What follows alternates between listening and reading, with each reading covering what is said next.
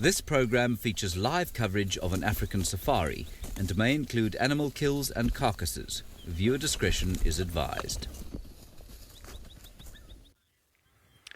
Hello everyone, and especially to the school that is joining us today. It's great to have you guys with us, and I'm looking forward to being on the search for some tiny little lion cubs with you guys.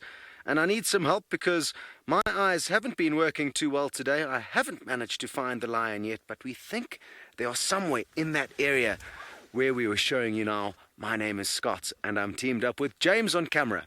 We are in Kenya, about midway up the African continent, and maybe your teacher can show you exactly where we are on a map a little bit later.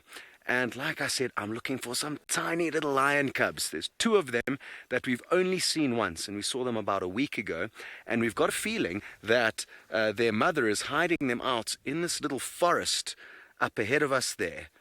And even though lions are big and strong and not too many animals can cause trouble for them or their cubs, the youngsters do need to be looked after when they are small, because animals like hyenas or even buffalo could give them trouble if they found them. So that's why we think she's hidden them somewhere. You can see all those little black dots. Those are hundreds and hundreds of wildebeest, and they've traveled a long way to come to Kenya. They spend about 3 or 4 months here every year, and they come here in search of delicious green grass. So we're gonna head off in that direction. You guys would like to know a little bit about the climate in Kenya. Well, it depends on the time of the year, but because we are on the equator, the climate doesn't change too much throughout the year, but it does depend on whereabout you are in the country. If you're on the coast, for example, at a lower altitude, close to sea level, then it can be quite hot and sweaty. But where we are here, we're on the top of quite a big mountain, quite far away from the coast inland, so it's quite a lot different here. That when it's hot, it's a dry heat, it's not very hot and sweaty, and it can be a lot colder than down on the coast. But like I say, because we're on the equator, we don't have a big change in seasons, so the temperature doesn't change too much, and we don't really have a winter or a summer like a lot of you guys will be experiencing in America. There's 1 or 2 places where you get snow in Kenya, but that's right up on the top of high mountain peaks. Other than that, there's not a great deal of snow. So thank you very much for sending that question through. I hope that helps you guys. Alrighty, well, sadly it seems like the school has lost connection with us, but I'm sure there's still a lot of you that are still with us. Good to have you on board. So I did manage to actually find 4 members of the Sausage Tree Pride last night. I don't know if any of you, well, I'm sure there were some of you that were on yesterday's sunset safari, and I mentioned that I was going to stay out late into the night and try and work out where they are. And thankfully we found Kinky Tail and 2 others almost directly to our left, and the mother of the new cubs came from that kind of forest that we showed you a little bit earlier, after those 3 had been calling for a while. So I'm confident the cubs are still alive. Woohoo! Despite the fact that not 1 but 2 of the Oldonyo Payek males were both in the vicinity of these lioness last night. And interestingly, when the first chap arrived onto the scene, 1 lioness came out and met him before he could reach the other 3 lioness, and she escorted him to the east down this main road that we're about to get onto. When we left the sighting of the mother Kinky Tail and 1 other, who were singing like never before, they were doing a lot of calling. The bigger, more impressive of the 2 Oldonyo Payek males was just kind of lingering about 200 meters away from them. So does he know that they don't want him too close to them? Have they given him the message? It's just so hard to read into what's going on. On top of that, before we found them, we found the Oldonyo Payek pride of 12, a skittish pride of lion, which mainly consists of sub-adults, which are about 1.5 to 2 years of age. And they were only about a kilometer away from the 3 or 4 sausage tree pride females. They were being very quiet, obviously flying below the radar, not wanting to confront the sausage tree pride ladies. Okay, well, I'm very glad the school has rejoined us. Well done to whoever fixed that problem. And now that you've got to meet me, it's important that you get to know that it's not just me taking you out on safari this afternoon. You're going to go all the way down to another country right in the bottom corner of South Africa, where you're going to join Sydney. I wonder what his plans are.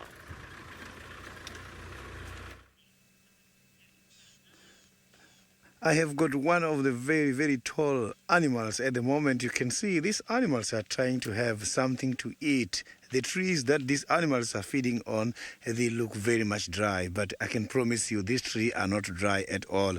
It is now the best time for this tree to bring back the new leaves. That is why these giraffes are there now, targeting the development of the new leaves.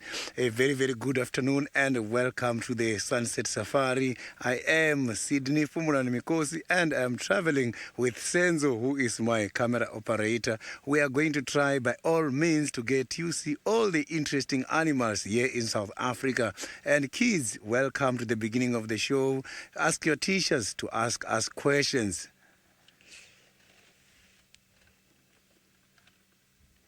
You can see I've got the two interesting animals there. Desmond, the tongue of the giraffe looks much more blue due to a lot of saliva inside there, which helps these giraffes in order to protect them against the thorn trees. The giraffes, they've got a very sticky saliva, which is like a glue, which helps them to prevent these kind of thorn trees to damage the tongue.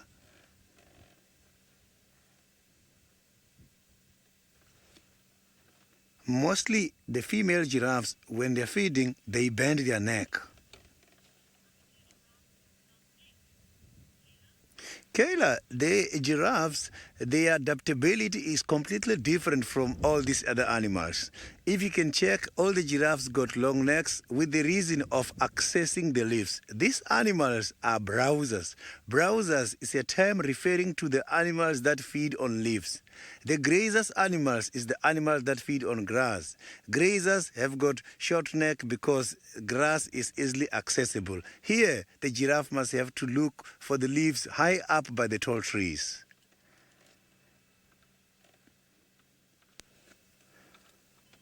The interesting part about the giraffes is that these animals, they are so very big, but they are lacking something interesting, the voice call. These animals don't make any sound. They only communicate from eyesight. You will see when they're walking, they've got to spread the ears and display the back of their ears, which is much more bright for communication purposes. You can see the other one living on the other side. You can see behind the ears is bright white. So these animals, that is what they are using for communication purposes. You can see that other one there, which is by the open space. Kendall, the giraffes only eat leaves and they also eat bones sometimes. Don't get confused. These animals, when they are lacking of some of the minerals, such as the calcium, you will see them around this field looking for the bones of the other old dead animals, which is just a behavior called an osteophagic behavior. The term osteo has got something to do with the bones. When these animals are lacking of those kind of minerals, they're going to have to go around this bush and look for the bones from the dead animals. So, but they are browsers. They only feed on leaves. They only supplement some of the minerals from the bones.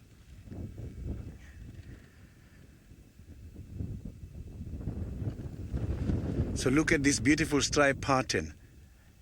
Each one of these giraffes has got its, like our fingerprints. So each one of them has got its own identity of the stripe pattern. So now let's go to one of my colleagues who is just about to start now, a game drive, Taylor.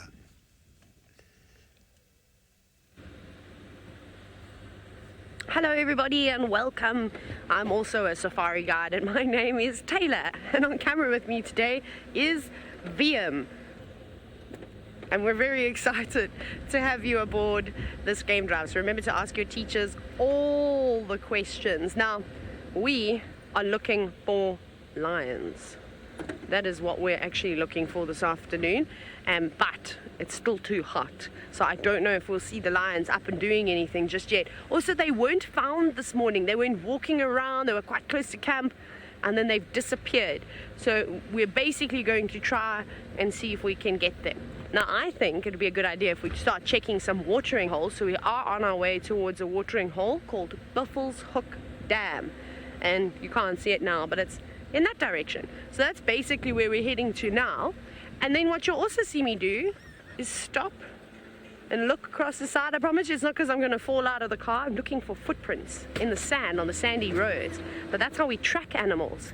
So I'm hoping that there'll be some footprints somewhere, even just one. That's all I need. We just need one to figure out where those lions went. So we'll see if we can try and find them. Otherwise, maybe at the watering holes, we'll find some elephants or buffalo and things like that. Maybe some hippopotamus. Now, all of you are wondering if the animals pay very much attention to the car. Nah, not really. Sometimes you get a cheeky little elephant that'll come up, a little baby, and go and trumpet at you, and they think that they're big and strong and brave. It's only because mom's standing there. And then sometimes, like we had the other night, we had 11 lions, big lions, all walk past me here, right here, and I've got no door on the side of the car. How crazy is that? I bet you all would have been very, very scared. But as long as you sit still and you don't try and call the animals, because remember, these are wild animals. You don't want a lion to get into the car with you, or an elephant to take your hat off of your head, because it'd be very, very dangerous, of course. So the animals have just got very used to the cars. So we're kind of like a rock. Sometimes we are like a rock because the elephants want to use us as a scratching post. We tell them no, no, no. We won't let them do that. Okay, so we haven't had any luck here, and this is a nice sandy place to check for footprints. But also the buffalo like to come in from this area, and lions like to eat buffalo. Oh, Kendall, you've asked how big lions can get. Huge. Much bigger than your cat at home, I can promise you. See, so here's another good spot. So, aha! I've seen a lion track, VM, I think. Oh, it's the biggest hyena the world has ever seen. I've lost it now. Oh, there. Have you got it? Okay. VM is going to show you. I'm actually going to climb. Let me climb out here. Yeah. Yes, this is better than I thought, except these tracks are very, very close to a boundary. So you can see this is a track from probably very early this morning. Look how big it is. Hey? So that says to me that this is probably a female lion's track. Look, here's another one over here, VM. Okay, but that's really no good. Because if they carried on going that way, just a few hundred meters, there is a boundary road, and then we can't drive that side. So let's go see if they're at the water. But you know what? I just want to see first if they go on Quarry Pan Road or if they go on that road. Yeah, they're still walking here. Vincent, lions aren't actually that scary. You know that. They're not so bad. Yeah. Liam is actually just pointing. So I was going to actually go on that side, but then we saw that the tracks actually go through here. So that's good news. That's very good news for us. They haven't cut across just yet. So you don't actually have to worry about a lion. I mean, do any of you really want to touch a lion? You shouldn't want to ever touch a lion or a leopard or a buffalo or a bear or a wolf. Why? Because they're wild animals and they cannot be domesticated. So when I say the word domesticated, they don't become like your cats and dogs at home. It doesn't matter what anybody says. You cannot tame those animals. They will always be wild, and well, if you don't want something to go wrong. So that's the only time I think a lion will be scary, is when I walk into someone's house and they have one as a pet, I'd get out of that house very quickly. And the reason why they become scary then is because you can't tell what they're going to do. That's the amazing thing about this job, is you sit and you watch these animals for hours and hours and hours and you learn their behaviors.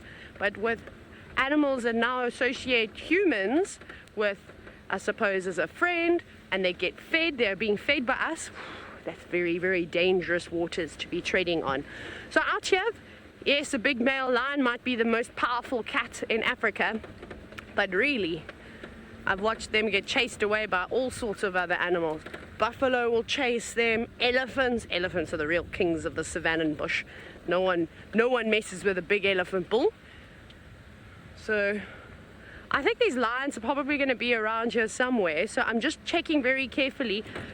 They could be on either side at the moment. I didn't see where their tracks went off. I'll have to go around again, but they're not on the road anymore.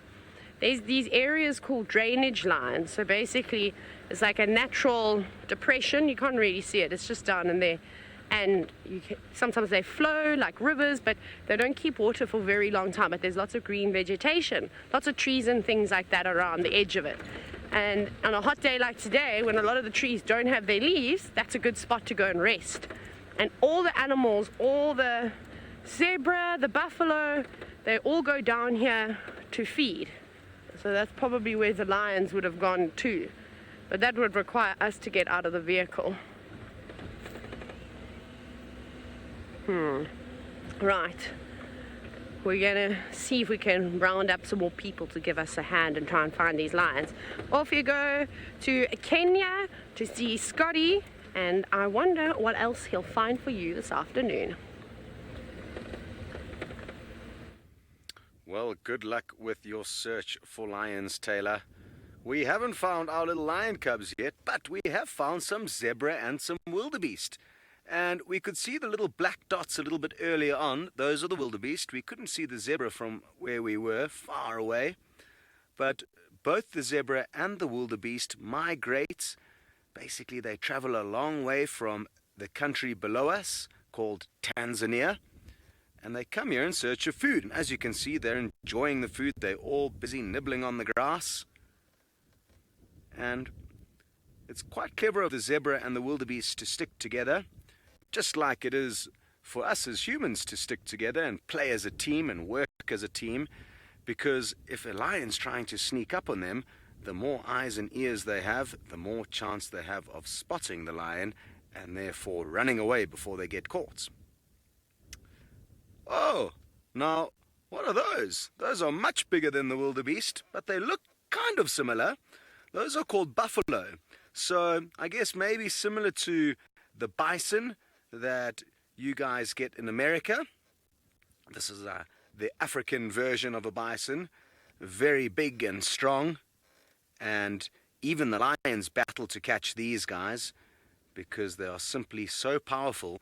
And sometimes, even if lions manage to catch a baby buffalo, the adults will rush in and chase the lions away. So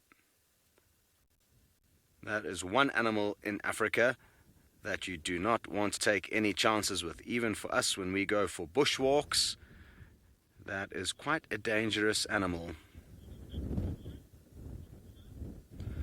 We've got a question from the class, and I would urge you guys to send through individual questions so that I know who I'm speaking to exactly. And you would like to know if I've ever seen an animal attack. And by attack, I'm guessing you mean maybe a lion catching its food, like a hunt. And yes, we very often see lions catching their food, cheetah catching their food, leopards catching their food. Even yesterday we saw an interesting animal called a honey badger catching a giant lizard. And in terms of attacks, I mean, you do get kind of fights between some animals. Even the buffalo we saw earlier will fight amongst one another for ladies, as will these wildebeest. Sometimes the lions will also fight amongst one another, also for ladies. So you do get animals fighting with one another, as well as other animals simply trying to catch their next meal. Very good. Now, I've got some exciting news. We saw a few vehicles parked just over this little hill in front of us, and I think they may have found the lions. So I want to try and get there and see if in fact that is what they are looking at. Unlike the Sabi Sands down in South Africa, where you're driving around with Sydney and Taylor, it's very open here. Joshua, thank you very much for sending through your question. You would like to know, why do zebra have stripes? And nobody knows the exact reason. There's a few different kind of ideas that people have. And the one that I agree with most is that because they're often in a herd or in a group, if lions, for example, are looking at them from a distance and they're all standing together, it's difficult for the lions to work out which one's which. And even the young zebra are born with long legs, so they're almost as tall, at least the bottom of their stomach is almost as tall as their mothers. So it makes it difficult for the predators to work out who's who. And they call that disruptive camouflage. So it's a kind of camouflage that confuses the predator. It doesn't necessarily help the zebra blend into their surroundings, but like I say, rather to confuse the animals that try to eat them. But all the animals out here, I mean, it's really interesting. You get tall animals like giraffe, big animals like hippos and elephants, and sometimes we as humans can't actually work out or understand why they've been designed the shape they are or the way they look. So I guess it's just the way Mother Nature wanted things to be. There's not always necessarily a reason for it. Now, if we take a quick look across to the right, you'll see some vehicles parked over there, and that is where I'm hoping we are going to see some lions. So just need to find out how those guys got down there. Hello JJ, you like to know how fast are zebras? Like most of the animals that get eaten by the big cats out here, they are very, very fast. So about 30 or 40 miles an hour is easily achievable for them. And they're fast enough that if they know that a lion is there, they will be able to outrun it. So most of the big cats rely on the element of surprise, and they need to sneak up very, very close to their food before they start running after it. If they don't, they've got very, very little chance. So most of your antelope and gazelles or your herbivores out here are very quick. Even the big ones like elephants and hippos are incredibly fast considering their size and the shape of their body. So that's one thing I can tell you guys, and it'll be the same in America. You shouldn't judge a book by its cover when it comes to wild animals, because they can often, very often, be faster and stronger than you think. Very good. Well, even though we're close to getting to find out what these cars are looking at, Sydney's already found something that you guys are going to be very excited to see.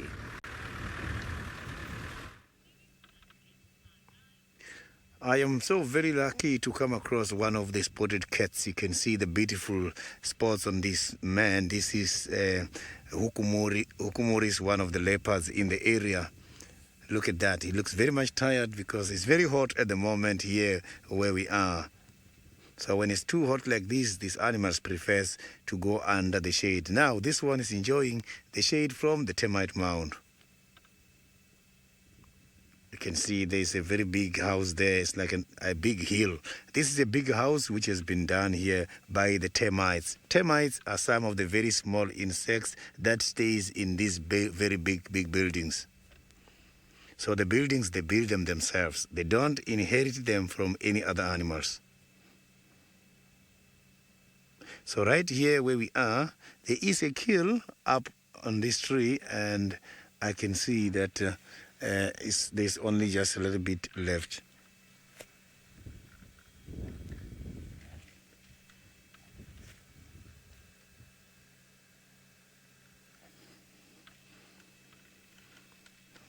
Which is one of the reasons why this animal is here, this cat is here.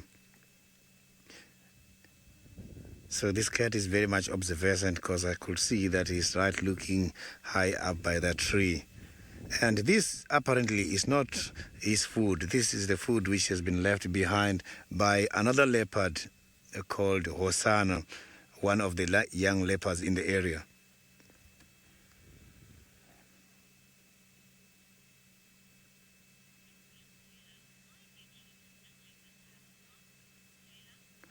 Taylor, the cheetahs and the leopards, they have got this spot in order to get camouflaged when they are doing their hunting activities. So they use this spot in order to camouflage when they're approaching the animals such as the impalas and animals such as the duikers, so that these animals cannot be able to see these big cats. However, those animals I am talking about, they are also well gifted with some of the anti-predatory strategies. The anti-predatory strategies is just a way of these animals in order to deal with the hunting activities. So some other animals also can camouflage to confuse their predators.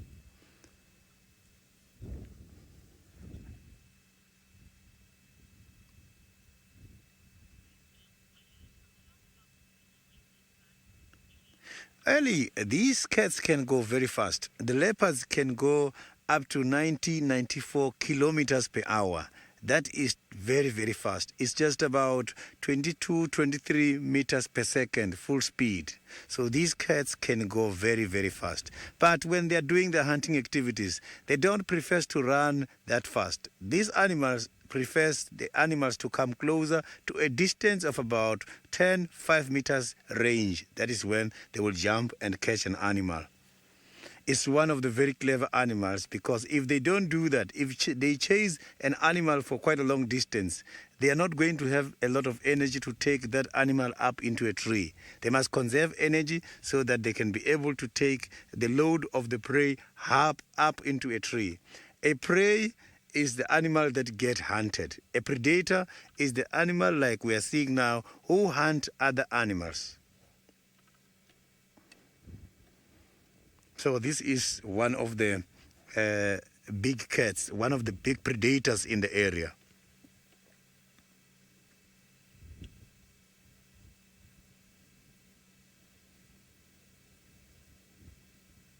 So you can see that these animals, when they are in the tall grass, it's not easy for other animals to spot them, because it's also not easy for me to spot them. But my eyesight is not better than the animals. Animals can see way much better than I do.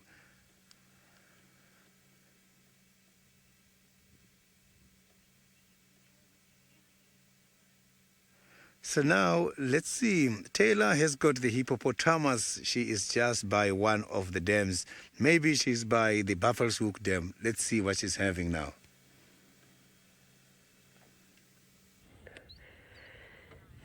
We're here. Look at this. Look at these two big hippos. That's the big boy on the left, and that's his girlfriend on the right. Mrs. Hippopotamus. Mrs. Scuba Steve is what her name is. I actually have no idea what these hippos' names are because I can't speak the same language as them. But you're having a very good safari. Hey, how is that you got to see a leopard? And that's a leopard we haven't seen in a very, very long time. I don't even know if... Has Sydney seen Hokomori before? That's pretty awesome. I haven't seen him for months and months. We'll have to pop past maybe tomorrow and visit him. Now, this hippo, he normally is on his own all the time. But now he's finally found a friend. And look at that bird. That's called an oxpecker. And it's being very naughty at the moment because it's trying to open that scar. It's trying to get the blood. But now it's looking around that hippo's ears for little ticks and parasites. But they can be a bit of a nuisance, those birds. And then they also try and drink from the hippos too. But you'll see them sitting on lots and lots of different animals. The only problem is that when that hippo decides to go under the water, those birds have got to be very, very, very quick. Yeah, the wind now, it's starting to pick up. That's very good for those lions if they're still around. I'm so sorry, Emma. Please may I have that again? Oh, there's more oxpeckers now.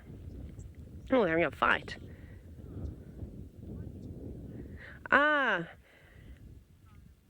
So now you're all wondering what is the slowest animal we might see. Well, because it was quite cool today, quite warm today, sorry, maybe we'll see a tortoise.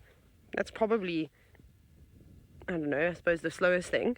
I don't know if we'll see a tortoise, so I'll show you its cousin. Just in the water in front of the, I don't know if you can, all of them there, I don't see any out in the sun. But you can have a look. Now those aren't tortoises in the water, those heads. That is a terrapin. You see its little head. And there's one, the shell's got a bit of mud on. So there's lots and lots of them there. And they live in the water. They're kind of like a snapping turtle, but we call them terrapins, yeah, and they don't get as big as snapping turtles. We don't have any monstrous ones. They can also be a bit of a pain sometimes because they'll go to those hippos and cause a little bit of trouble, and they get too close, and then they also try and take the ticks and things off, and they don't like it very much because you'll see the hippos and the buffaloes jumping out of the water. Who else is living here? There's a blacksmith oh no, never mind. So these are the resident birds. Got the Egyptian geese on the right. Mr. and Mrs. Egyptian goose. You see they're trying to feed at the moment. See how they're using their feet to kick the mud around and stir it up. And then hopefully little bits of foods and things like that will come up to a little bit higher in the water. And then they'll sort of feed on that. Also, it will keep them nice and cool on a hot day like today. And then there's one other bird species that I can see, and that is the blacksmith lapwing, that little black and white one. It's also got a bit of grey on it. And they are the angriest birds out here. They are chasing all the other birds away all the time. Is Winston still here? Yeah, he's behind the car. Ah, do you want to see something really cool? And if I reverse or if I reposition? Is Winston gone? Winston is my favorite. Winston is a hornbill. He's got a big yellow beak. And you remember Zazu from The Lion King? But he's yellow beak and his feathers are black and white. He was here now, and he's a very friendly bird. Comes right up to the cars. And I think it's because people stop here and they have sundowners and snacks and things like that. Oh, there he is. Winston. Winston Churchbill is what he's been named. And he's very upset with me today. Because I won't give him any snacks. But remember, you mustn't feed the wild animals. And also, the food that I eat won't be very good for Winston. So, that is elephant dung that's on the road. It's old though. You can see it's been driven over by vehicles. It's all been opened up by the birds. So he'll dig through that looking for little insects and things. That's what he should be eating. Although hornbills like to eat cheese. They're very naughty. I don't know where they've tasted cheese in the wild, but whenever they get into the kitchen, they attack the graters, they open the fridge. No, I'm joking, they don't open the fridge. But they always try and get the cheese. He's heard me. Like, what did you just say about cheese, Taylor? Cheese. No, not responding to that word. I think he's just making sure I'm not throwing anything at him. Okay. We're not going to sit at this dam all day long because I'd like to find the lions. It's my favorite pride of lions, so off we go. Bye, hippo. See you later.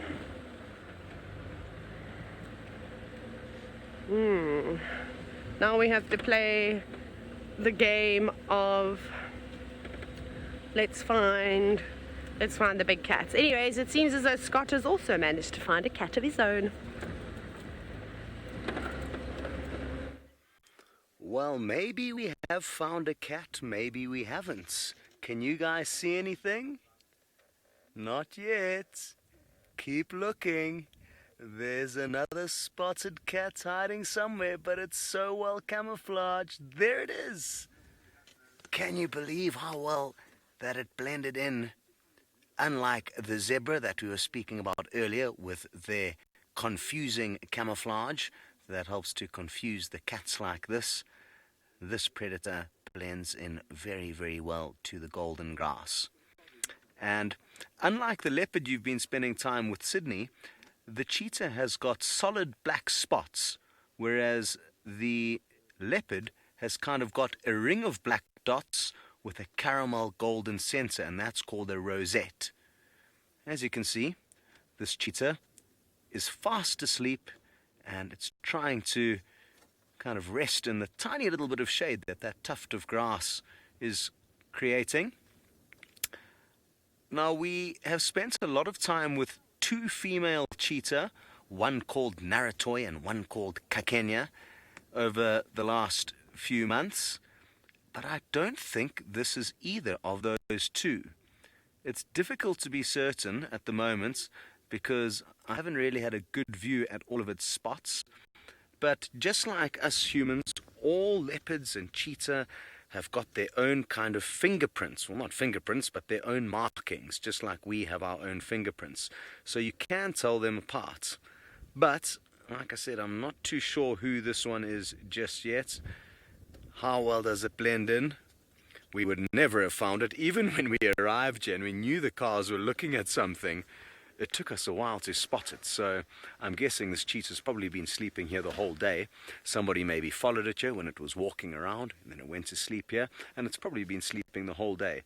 And just like any of your pet cats at home, the big cats here in Africa spend 16 to 20 hours sleeping every single day. That's twice as much as us, which only leaves them about kind of 4 to 8 hours being on the move. So a job as a safari guide requires patience, because if you want to see these cats getting up to their business, you have to sit and wait and wait and wait. Of course, they do things as and when they like to. They don't have kind of breakfast, lunch and dinner time like we do. So that's something to remember if you're wanting to come out to Africa and be a safari guide. I would love for some of you to become safari guides when you finish school or college. Just be ready to be patient. Now, as I said, oh, we need to race you across to Sydney.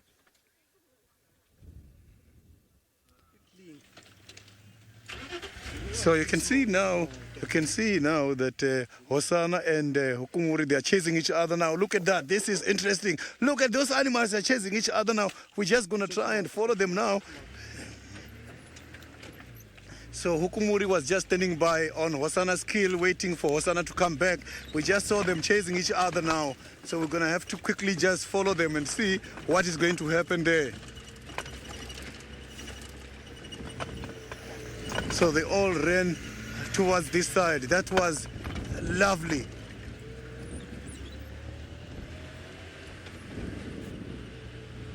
So they all just got disappeared somewhere here. Unexpectedly, Hukumuri saw Hosana coming back. Hosana was not sure about the arrival of Hukumuri in the area. So the 2 big cats got disappeared somewhere here.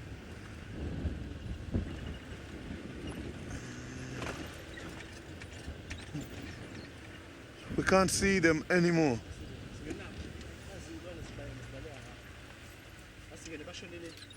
So it seems like these 2 cats went deep in this bushes here. So what I'm going to do now is I am going to go deep in here and see if we are going to find something.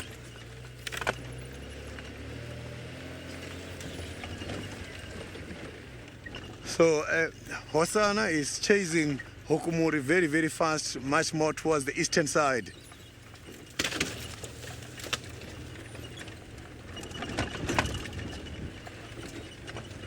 So even the impalas are very much surprised here in the area. I can see they are looking everywhere. It seems like these animals chased each other towards this direction here.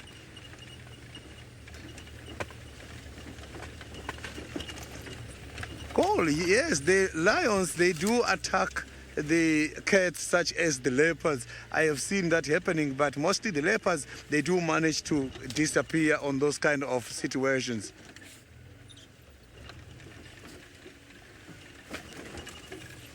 So I hope we're going to find these cats again, both of 2 cats in this area, as they all went right in here.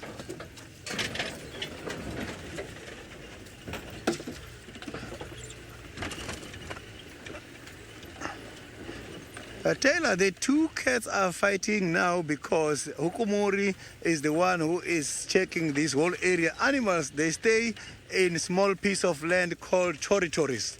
A territory is a small piece of land where the animal stays together with their families. You will see the mothers and the youngs and the fathers staying at the same place. If another male comes to that area, big fight, they take place. So that is why these two cats are fighting at the moment.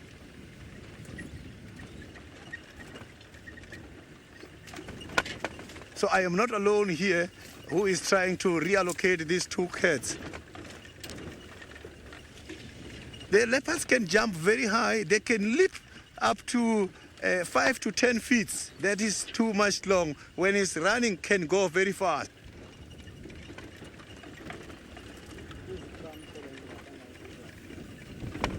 So these cats got disappeared here and they are running much more east. I'm not too sure if they are still running or maybe they have now stopped fighting. But I'm not seeing any evidence showing that nothing is happening. At the moment here, I'm just looking everywhere and it's very much difficult for me to see the tracks because I'm right here by the tall grass.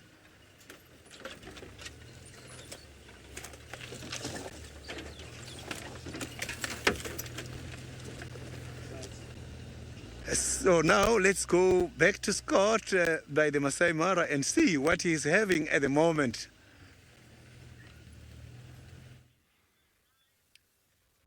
Well, I'm so happy you guys got to see some real action. And quite funny that I was just saying how patient you need to be lucky enough to see any action unfold. And next thing you know, the radio goes and you get rushed off to see something that we very seldomly see. Is two male leopards chasing one another around. As you can see, our cheetah is still lying flat in the grass like a pancake and very difficult to see. But you guys have been very lucky today to see two of the spotted cats. And you'll just have to ask your teacher very nicely to maybe come on another safari with us, and that way we'll be able to show you some lions next time, hopefully, or who knows what else. And that is one thing that I love about being on safari. We simply don't know what is going to happen, what we are going to see, and when. Let's try and zoom into a paw there, James, because Diana's just asked, how sharp are their nails? We're as tight as we can go. We can't get any closer, sadly, Diana. They're not very sharp. They're not like the claws of a lion or a leopard. Basically, Diana, the claws like a lion or a leopard are like those of a pet cat that you may have seen. They can be very sharp, and they only come out of their kind of sheath. They go into a little kind of hole in the end of their fingers where they get kept sharp, and they only come out when their cat needs to climb or catch something. Whereas cheetah are different to lions and leopards and normal cats. Their toenails are always sticking out. So they're kind of like the toenails of a dog. They're very similar to the toenails of a dog. So they're not very sharp at all, but what they help with is helping the cheetah get grip when they run at their incredibly fast speeds. They are the fastest mammal on the planet. There is no mammal faster than them.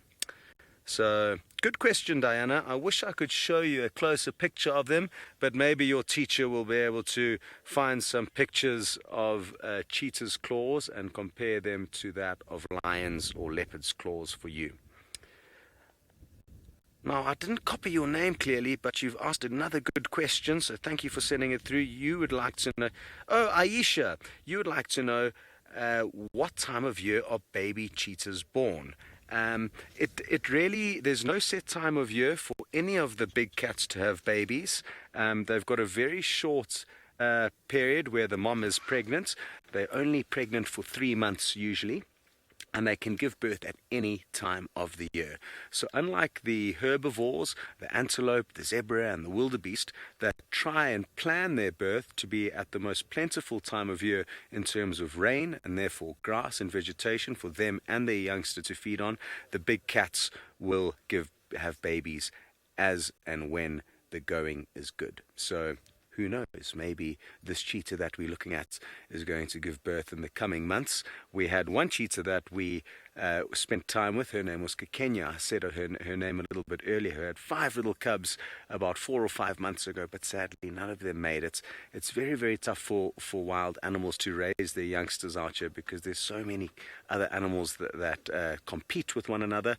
We're not too sure what caused the little cubs to die, but hopefully soon we'll have some more tiny cheetah cubs, because I'd love to be able to show you that on another safari. Thank you so much for joining us, guys, and also thank you very much for sending through your wonderful questions. It would have been very lonely if we were out here alone, so thank you very much. And for those of you who didn't get your question this time, you'll be able to hopefully send some next time. Please thank your teacher for letting you guys come on safari. I wish I could have come on a safari while I was at school, so you guys are very lucky, and make sure you tune in next time. One last look at the cheetah, and we will say goodbye to you for now.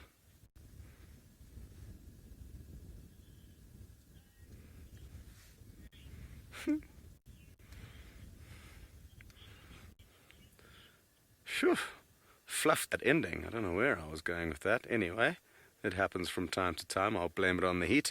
So to all of you who are left behind on safari, I hope there are lots of you. We're going to send you back to Sydney to see if he's managed to catch up with Hukumuri and Hosanna.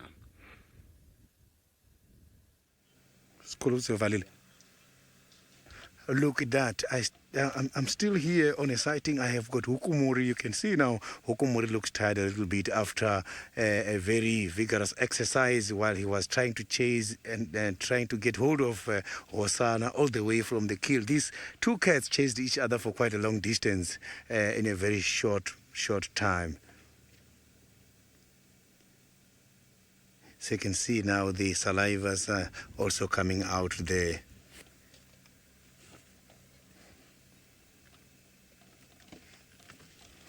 A very, very good afternoon and welcome to the beginning of the normal afternoon sunset safari. I am Sydney Fumulani Mikosi and I am with Senzo, who is my camera operator. We are right here by the Greater Kruger National Park, Juma Game Reserve. I have got one of the lovely spots, and today in South Africa it is Heritage Day, and this Heritage Day marked a very interesting, gave a very interesting mark on Sydney, as this is the day where I first come across Hukumuri, one of the leopards in the area. Heritage Day is a day where in South Africa all the tribes, they celebrate their cultures and their wide diversity of traditional beliefs and practice.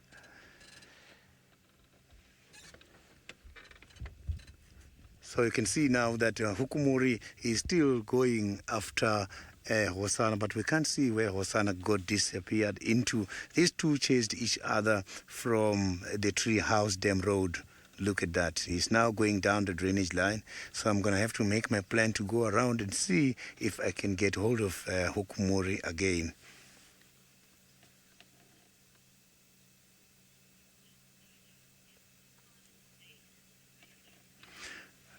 Jojo, Hosanna at the moment, I think he is safe, as I can't see him at all. It seems like he managed to escape this danger, as Hukumuri was very much aggressive towards Hosanna. I saw that happening, and it was just a matter of a short distance. If Hosanna could manage to escape very fast, he would have been caught by Hukumuri this afternoon.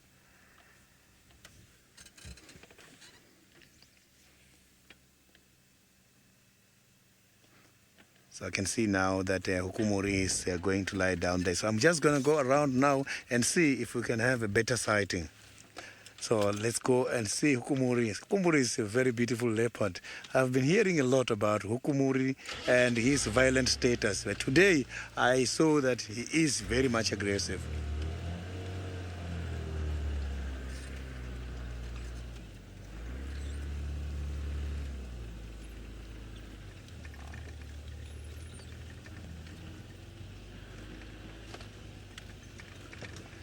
So Hosanna already crossed the Wilderness Road, and there's even hyenas here as well. These hyenas, maybe they thought these two cats are hunting instead of chasing each other. So, but now while I'm going to look for another better spot to see Hukumuri, let's go back to Taylor, who is on a game drive as well.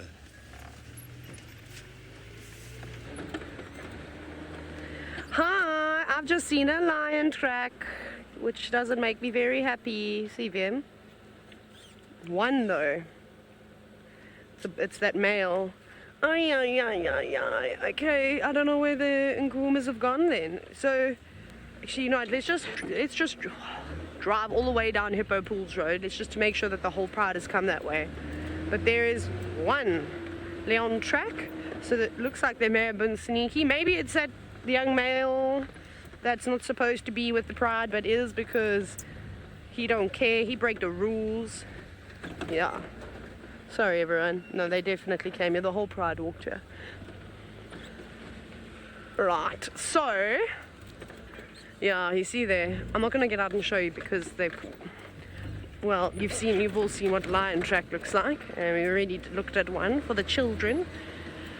But now we didn't see their tracks going out, so I don't understand. They haven't gone that way. We've just done the sneaky road. They must have come here for a drink at some point. We didn't see anything when we came up in Nyala Road North. They must have gone. Yeah, they do like this area. They spent during 2016 and the beginning part of 2017, they just lived in there. Off down on that side. They killed, I can't tell you how many buffalo. I'll even be able to show you remnants of a buffalo. You ready? You can spot it. I can spot a skull from the damn wall. They stand out quite a bit. Maybe we'll end up spotting the lions this way. Okay, let me quickly just remember where it is. Now we gotta, there, you see it, Vim? So we're back up at Buffelshoek Dam, and there is a white thing. There we go. That is a buffalo skull, everyone. This is like one of about several thousand. Okay, I'm joking, I'm exaggerating a serious amount. They must have killed about 4 or 5 buffalo within this area in a 6-month period. Probably actually even less than that. So it's a well-known spot. I think we're gonna actually have to, I don't know what to do now. I am at a loss of words and ideas. I have a feeling that they probably just crossed out. If this is the case, maybe I'm wrong. I hope I'm wrong. I'd like to see the lions again. I've got something in my eye also. Oh, here, please. Let me check. I also wasn't concentrating when I was live. Okay, well, we'll keep trying. We just need to keep our eyes glued to the ground to see exactly where these lions walked. Off you go, back to Scott, who is with that sleepy cheetah. Good idea. Glue your eyes to the ground, T. And happy hunting. I really am hoping to find out who this cheetah is. It looks, I mean, of course, it's not easy to see what's going on and whether it is full-bellied. But the general impression I get is that this is a very skinny cheetah. So I'm wondering if it's not a youngster. Who knows? Who knows? Who nays? Who knows? Possibly Narratoys, or at least, I mean, it could be either of her 2 boys. Neither of them are confirmed dead, but they both could be. Or maybe it's another one. Or maybe it is Narratoy. I doubt it's Kenya, because Kenya was seen quite far from here yesterday. I would say about 5 miles. So it's unlikely that she would have traveled from the area where she's been setting up shop, which is a great area. Lots of Thompson's gazelle, short grass, the perfect place for a cheetah to do business. Whereas this cheetah over here, the brief glimpse I got of its face, it didn't look like Narratoy to me, so it could be another one. I hope James Richards is with us, because he is a wizard when it comes to IDing the different cats that we spend time with. So James, give us a shout if you're watching, so that I know I don't have to worry too much about trying to ID it. Sadly, my phone has started freaking out, so all of my photos and kind of ID kits that I've got on my phone are inaccessible at the moment, so it makes IDing things tricky. I definitely need to go back and look at ID kits to confirm who's who. Rosalind, at what age you'd like to know what kind of age will cheetah cubs start eating meat? All of the big cats tend to start eating meat at around 3 months of age, or at least the African big cats. So yeah, and then they'll continue to drink milk for up until about 6 to 8 months, I think. Haven't seen cubs for so long, be it leopard, lion or cheetah. Never really seen cheetah cubs growing up, sadly. I was hoping Kenya was going to provide me with the joy of that, but sadly those cubs got massacred, as did probably the last 6 litters of hers. I'm guessing she's probably given birth to 2 litters a year on average. And since she raised Narratoy and another 3 siblings to adulthood about coming on 4 years ago now. Oh no, I lie, 3 years ago now. She hasn't had one successful cub raised to adulthood. Come on, Cheetah, put your head up so we can work out who you are. I really do think it's not in a good state, so I'm also interested to kind of work that out.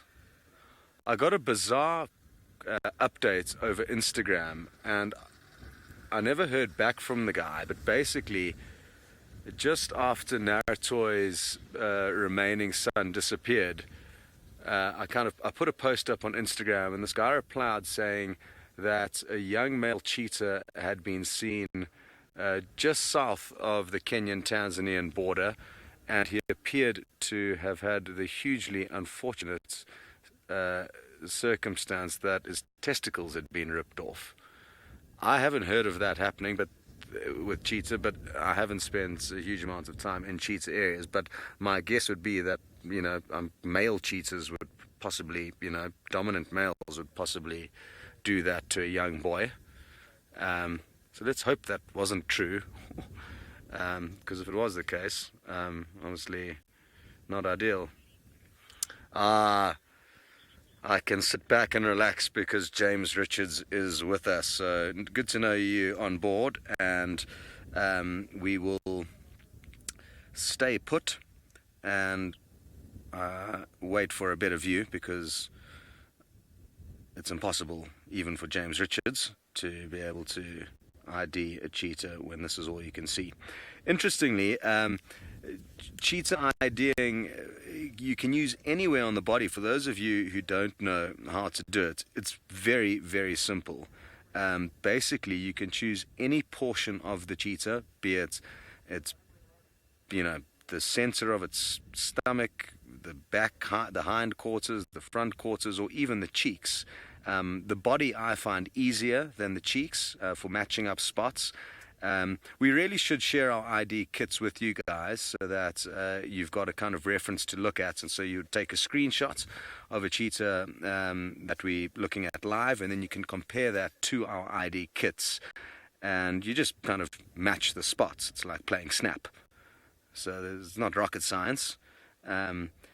And any spots that, everyone's eye will catch something different. So anything that kind of catches your attention, a certain kind of bouquet of spots, can just be matched to one of our ID kit pictures.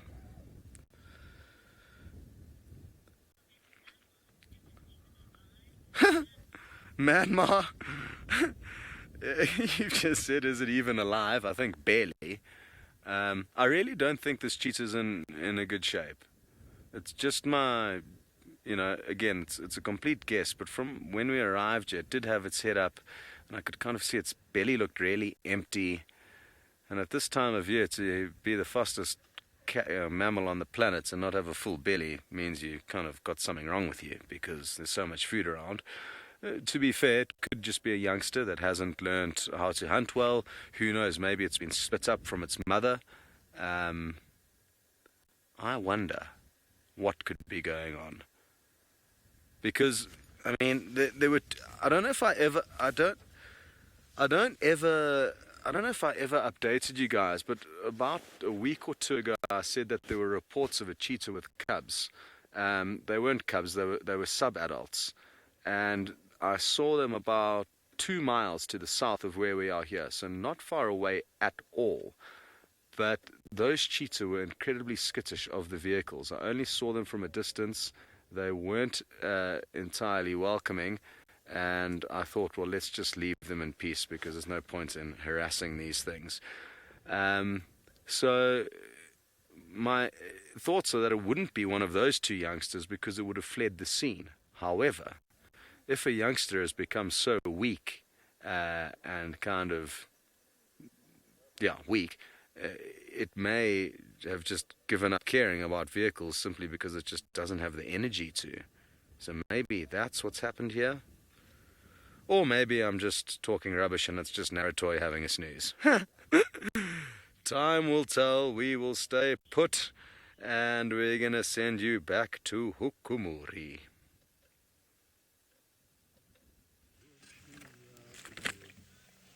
You can see that now Hukumuri is very tired. He's just relaxed under the tree, and his breathing rate tells you that the heart is beating very fast. So it has been a very strong exercise to Hukumuri chasing Hosana. It was very interesting seeing Hosana coming there, because I could see that Hosana was not aware if this was Hukumuri or it was Tingana. I think Hosana, when he got there, he thought it was Tingana lying there, and he started charging. And when he realized this is not Tingana, decided to run away as Hukumuri started to come at high speed.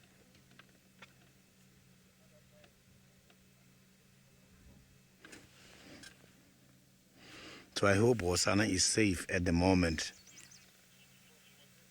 So now let's go back to Scott, who's got the cheetah.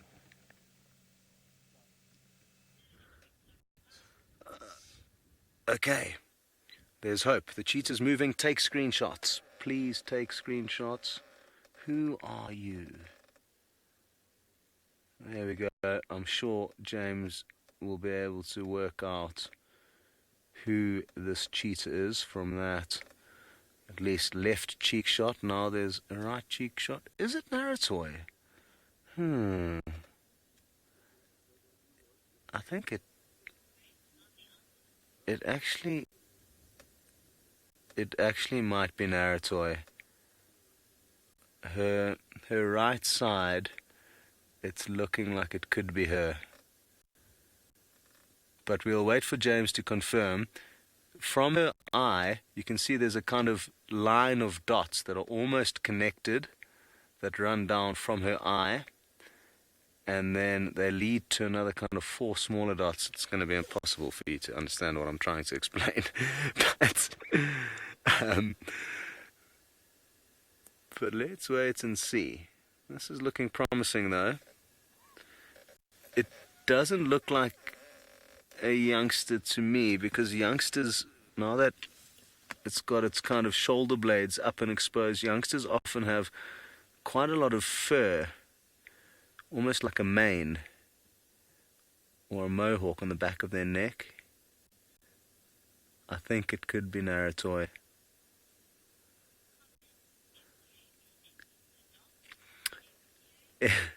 MK is suggesting that we need to connect the dots. Yes. I wish my phone was working.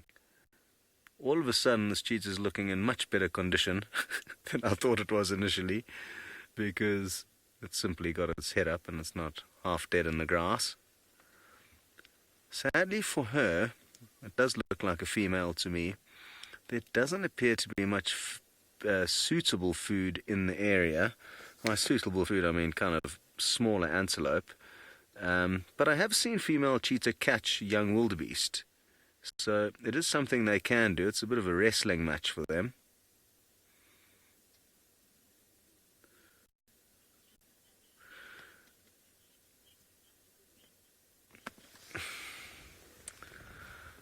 Ravinda, you would like to know, at what distance can a cheetah save itself from other predators?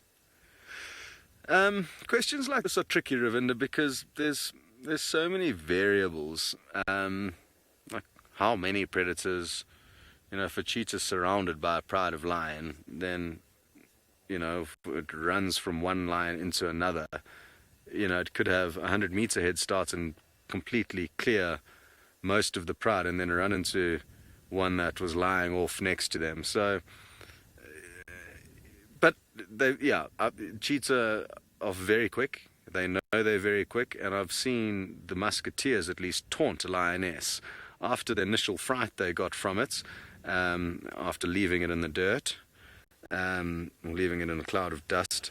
They almost kind of played with it. They would let it get quite close to it, and then they would just kind of trot off. Wonderful. Looking hungry, that's for certain. Come on, James. What's taking so long? Or have you already sent the update through? Would you mind just zooming in again there, James? I just want to have another look on those side spots there. Annie, you'd like to know which are foster female or male cheetahs? I think it probably fairly equal. Actually, I lie. Somebody asked this question before, and I think there is a slight difference. I remember saying, no, there's not a difference. Well, I expected there not to be much of a difference, but then somebody came through with some kind of research or some info suggesting that one was possibly faster than the others, and I'm kind of thinking maybe the females are a little bit faster, which would, I guess, maybe make sense because they're a little bit more slight than the males. I'm guessing there's not a huge difference though, but if anybody wants to double check that and remind my little sieve of a brain, that would be grateful. Yes, according to the Googler, female cheetahs are faster than males, so there we go. I cannot believe how hungry this cheetah is. Good prospects for us.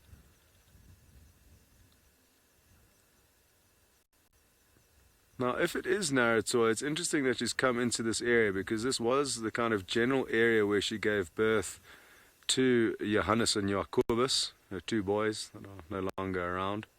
Those are just funny names that we gave them, in-house joke. So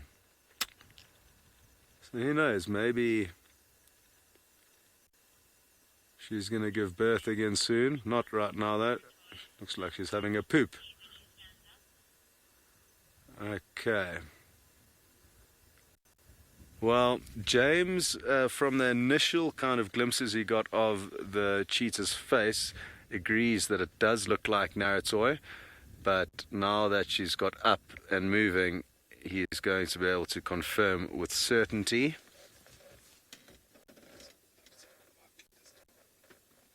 James is just whispering to me, asking if he can see any suckle marks on the stomach. Not that I can see. I mean, that would be a good reason as to why she's hungry. Maybe she's been investing so much time looking after some little cublets that she hasn't been looking after herself. And cheetah will do that.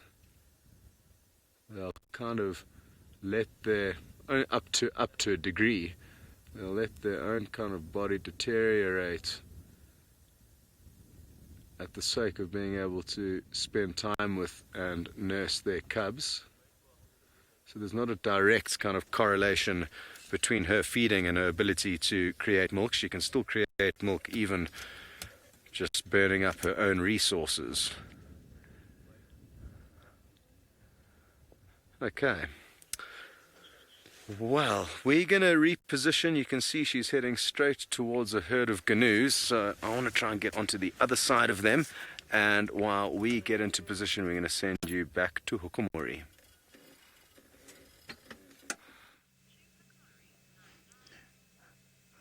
You can see that now Hukumuri is still very much pretty relaxed here at the moment, and no sign of Hosana around here. And I'm very sure that Tingana is going to get hold of the updates that Hukumuri is in the area. So this is going to be very interesting on the next few days. Here I'm going to follow up on Hukumuri just to see what is going to happen between Hukumuri and Tingana as soon as Tingana finds out about the return of Hukumuri in the area.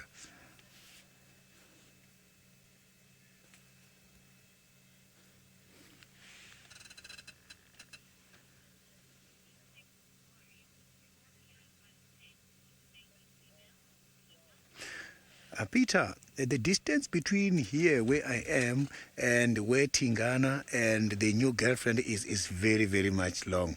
So I can promise you Hukumuri maybe was coming from the treehouse dam, just looking for some water on his way back. Then he came to the carcass because where we found him, he was just under a tree which has got a carcass left behind by Hosana this morning. And Impala, which was caught yesterday, he was just there waiting for Hosana to come back. He knew very well that that because of the kill, Hosanna will come there. Ukumuri was aware about Hosanna. You mustn't forget that animals can be able to detect their presence and can be able to sniff and get information such as how long Hosanna was here and how old is Hosanna. Is Hosanna strong enough to challenge me? They can be able to get hold of everything. He knows very well that Hosanna is not a type of a male to challenge him.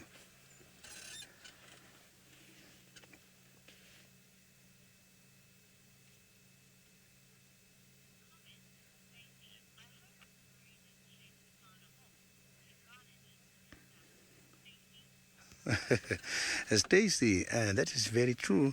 Tingana must have to come back and sort out Hukumuri in his territory.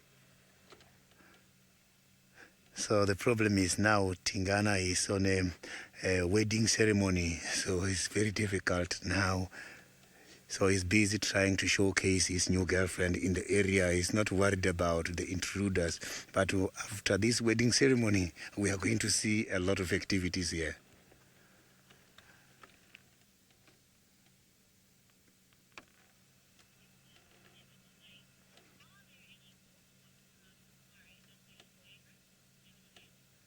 Never too late. The warthogs are not nearby here. The only warthogs I've seen when I've started, it was very, very far. But I don't think he is on that mood at the moment.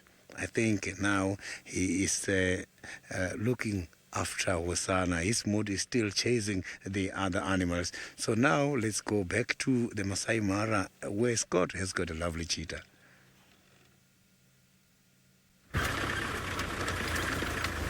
Okay, everybody, welcome back.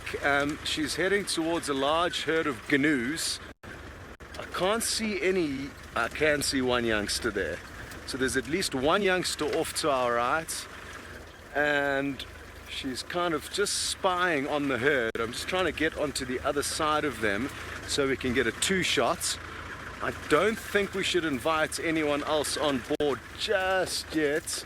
I just want to get into a better spot and assess the scenario. Like I said, for a female cheetah to take down a wildebeest, even a youngster, it's a wrestling match. It's not easy for her to subdue them. It's not difficult for her to catch them, but to actually bring them down can be quite tricky. So, and not only that, the fact that there's lots of other wildebeest around. Wildebeest are known, just like buffalo, to be able to chase off cheetah that have managed to latch onto one of their youngsters. Now, I'm erring on the side of caution here. I've done a massive loop around just to make sure we don't interfere. I'm going to be in position shortly. I just wanted to make sure that you guys jumped on board as soon as possible, because if she did decide to start belting after them, I wanted you to be ready for that action. Okay. Actually overcooked it a little bit, so I want to try and line up the youngster, which is, I'm guessing, who she's looking at. There's only one that I can see in this herd. So I want to line up the youngster and her.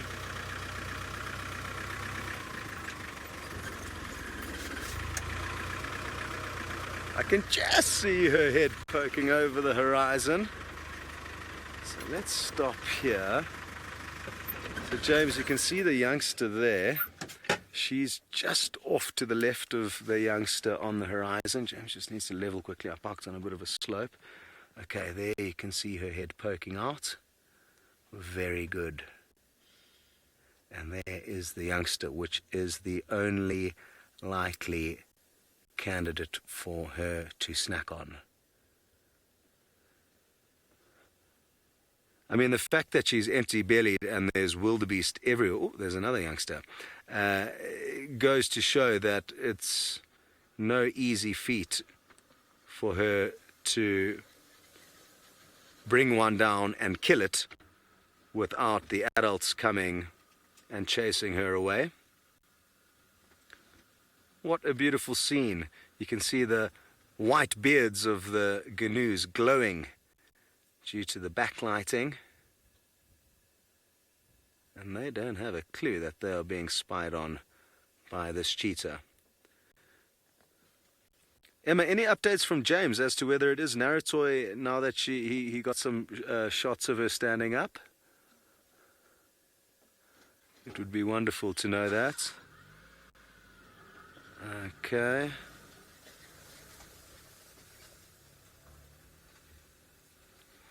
So she's just doing the maths, and I mean, it's not just James, guys. If any of you are also consider yourself cheetah experts, no random flying guesses, please, because that's not going to help anything. But if any of you do know what you're talking about, let us know.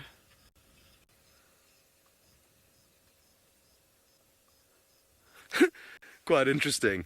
Some wildebeest going to the left, some wildebeest going to the right, and that kind of sums up how the migration unfolds. There's organized chaos and lots of backwards and forwards, and doesn't necessarily always make sense to us. Okay, now, James, let's go on to this youngster that's running at 1 o'clock,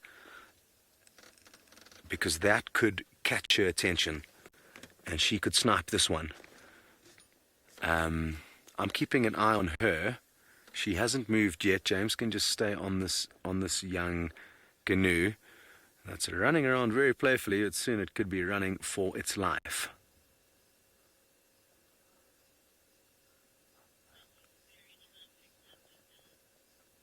But seemed like it stopped at a good stage. We can go back and give you an update on what the cheetah's doing, and she hasn't moved, but she's realized that there's a constant stream of wildebeest slowly making their way down in this direction. And there's probably about 300 or so wildebeest that are slowly going to stream past her, and she just needs to take her time and try and work out which one's which. James, thank you very much for confirming that it was, in fact, Naratoy. Where did it go? I blinked and then she was gone. She's just lying down. Hey, James? Yes. So, James Kaimo Murethi confirms that he saw her just kind of flop down in the grass. And guess we're just going to have to sit tight.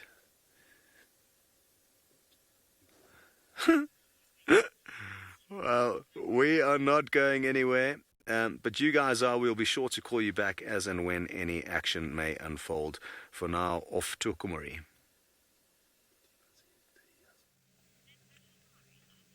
You can see now Hukumuri is now moving away from his resting site, and then I think he's going to get disappeared somewhere deep in the drainage line. And my plan now is to go and see if I can reallocate Hosana, just to check if Hosana is still okay.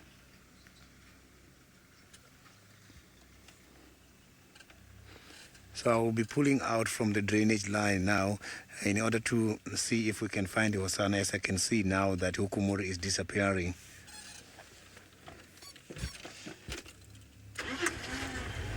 So it's just a matter of days now between Hukumuri and Tingana to meet. One of these good days, these two might meet in this area.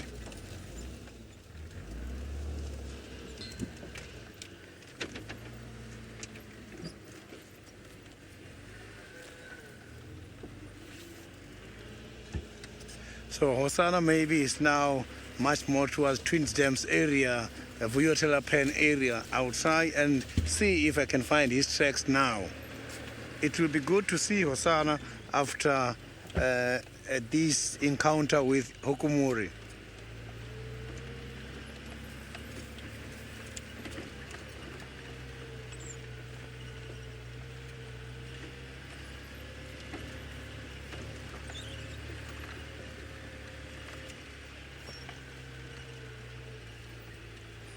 Rosalind, I didn't copy your question very well. If the final control, you can repeat that question for me.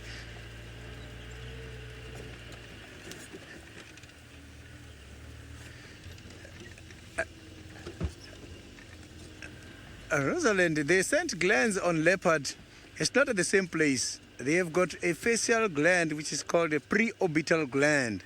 Something that is very close to the eye, the orbit, is a preorbital gland, and some at the bottom, they are called the subaurical glands.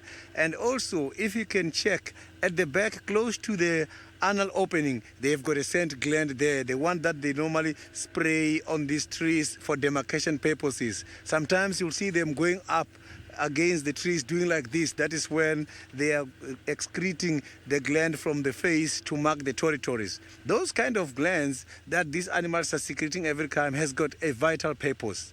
If another male comes there and sniff, he's going to know about the strength of the animal. He will know how powerful that one is, and he's going to even know how old is this one, and he's going to get all the information, reproductive status, and other interesting things such as how long this animal was in the area. Just from sniffing the air, they get hold of all this interesting information. So it's like a Facebook page with a lot of accurate information.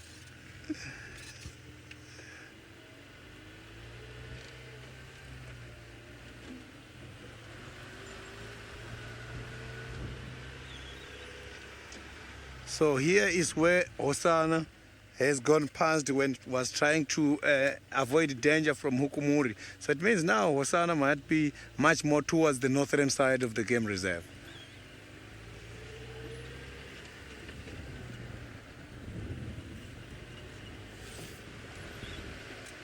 There has been quite a lot of hyenas movement at the moment. So now let's go back to Taylor, who is looking for some big cats, the lions.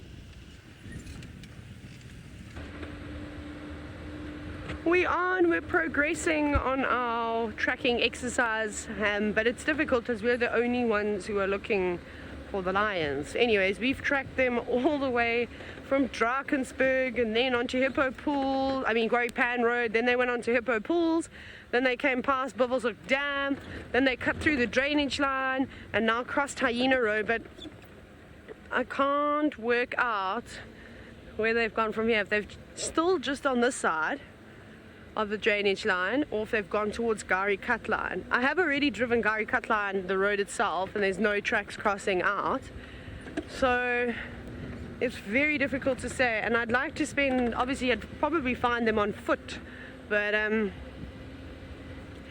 a bit difficult when there's just you walking around, and I could end up having to walk forever and ever and ever and ever and ever. So we're going to have to try in the car. So if they are in the middle of the block, we're not going to get them. To wait for them to pop out on a road. I did just do a walk now to confirm where exactly they came out from and try to figure out which direction they went.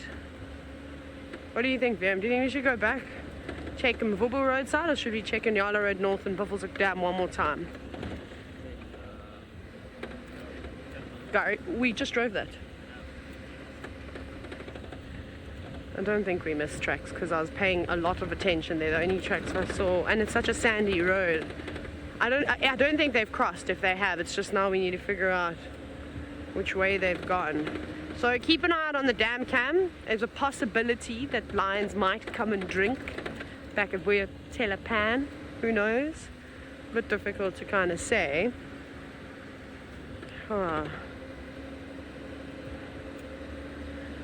Apparently there's just a shady looking guinea fowl, says Emma, at the dam. How entertaining. What is he doing? Is he selling something he's not supposed to be selling? Gossiping maybe. Probably gossiping. He's going to ambush the lions when they come through. I don't know what to do. Okay. Nyala Road North, check the watering hole one last time, and then we'll go along Buffelshoek Cut Line, come down Gari Cut Line again. Okay, that's what we're going to do. We're going to do that. Because I'm just worried they turned back or they haven't, one line just roamed. So I think we'll just quickly take that gamble. Also now I'm itchy from the grass. Well, what little grass is left. So itchy. I have to tell myself not to scratch my leg. Don't scratch it, Taylor, it's not itchy. It's all in your mind. It's all in your mind. To say that to myself a lot. Yeah. Okay. Please let there be lions drinking at Buffelshoek Dam. That'll make my day. It's been actually quite cool following all the tracks. It's been a long time since I had been able to track lions. Obviously in the Mara it was quite difficult. Every now and then you could just sort of get an idea of which direction they went in, because they'd leave like one footprint on the road if it wasn't driven over. Although footprints didn't last on any of those roads.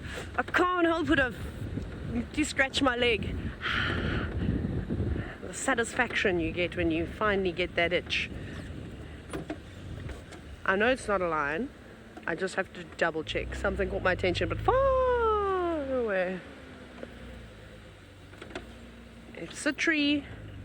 Sorry, just had to quickly check. It was like a reflection. I think maybe the elephants had stripped the tree, stripped all the bark away. This is one of the hardest things to do, is of course trying to track animals. It's not particularly easy. But anyways, it's got to be done, otherwise you don't find the cattle. Sometimes you get lucky and you can just bump into them, but you can't rely on that. Lots of little antelope and things like that roaming around, lots of nyala and duiker. We even had a herd of zebra for about 5 seconds before they ran away, and they're between Hyena Road and Gari Cutline, so you must listen out for any distress calls. Maybe some bleating zebra. Yep, yep, yep, yep, yep, yep. Maybe they'll point to the lions. Excuse me, Impala, coming through. There's a massive bachelor herd. We're going to keep navigating. No, we're not going to look at the Impala today. We're going to keep going. Sorry, everybody. I want to find lions, and the sun's about to go down. Right, off you go back to Sydney, and hopefully the next time you see us, we'll be at Buffelshoek Dam.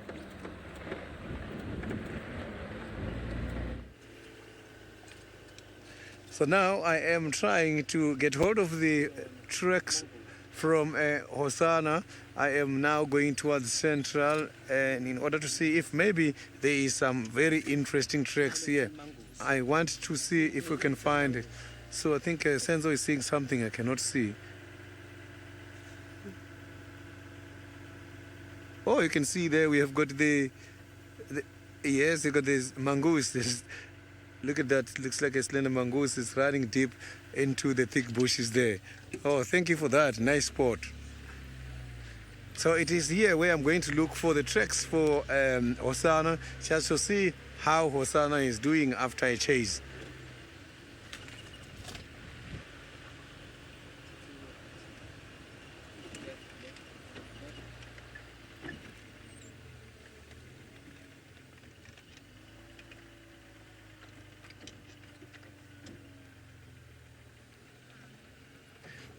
Paul Cat Mama, the chances for Tingana to come back and chase Hukumuri in the area, they are very, very much high.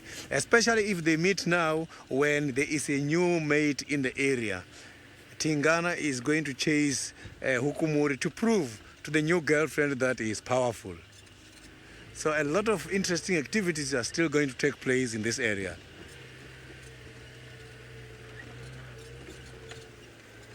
So now I'm checking the Mluwati dry river bed.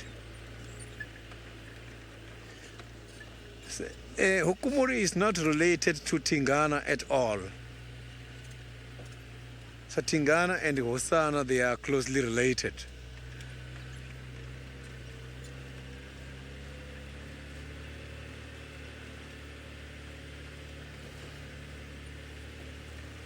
So maybe Hosana is somewhere in this area.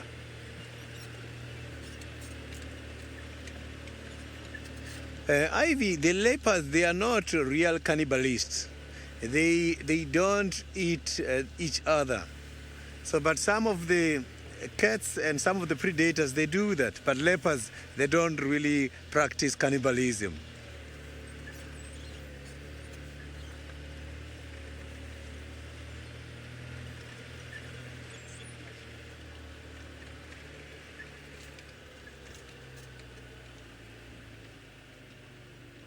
No tracks at all here by the Mluwati dry riverbed.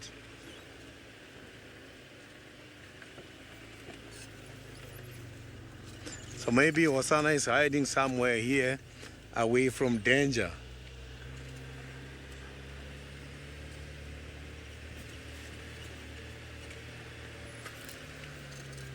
It's difficult. The soil is very much soft here by the Molowati dry riverbed, which is difficult to track because I just only see holes. It's not compacted.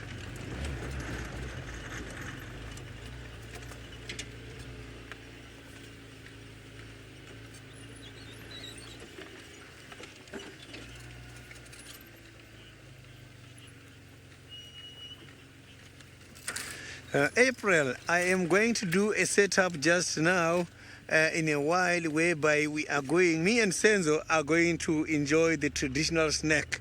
We are going to introduce to you some of the food that we normally eat during the Heritage Day. Some years ago, I even took number one when I entered a competition of cooking the traditional food, and I cooked the mopani worms. And my mopani worms, after the taste, it won. I was number one. So now, today, I'm going to do a little setup here of what I have got.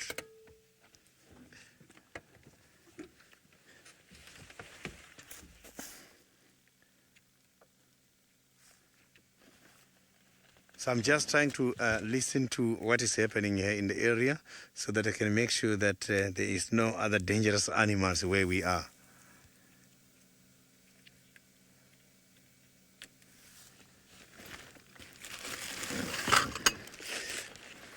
So I've got some of the very, very lovely and interesting things here. So, but I need a little bit of time in order to do this setup.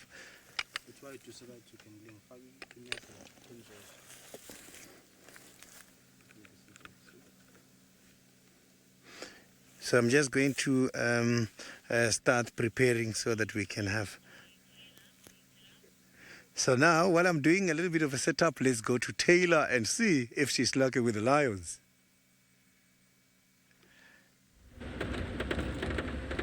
Yeah, we found them! No, we haven't. I'll be showing you lions. No, we're still looking. We just passed Buffelshoek Dam. Yeah, I mean, the only way we're going to find them now is if they walk out on a road, which would be nice, or drink from a pan. Hopefully they drink it for your telepan so that you can all just tell me when they arrive there, because they weren't there waiting at Buffelshoek for me. Tisk. So we shall continue driving and searching. So that's the thing, of course, with tracking, is that you have to invest time if you want to find the animals. If you don't invest time, well, you can look at impala all day long, which is really, it's nice for the first 2 minutes. Rutting season is fun to watch impala, and then also when the young lambs are born. Those are probably the 2 best times of the year to watch impala, hey? Liam, what do you think? Because at least you've got the little ones running around and playing with one another, and then in rutting season you've got the impala rams chasing everyone, which is hilarious. Otherwise, you know, we just brush past the impala every now and then. They're very important though, very important for the ecosystem. Okay, so we will have a very quick look at these waterback though, and then we shall move on swiftly. If they stay here. Hello, waterback. 2 beautiful big bulls.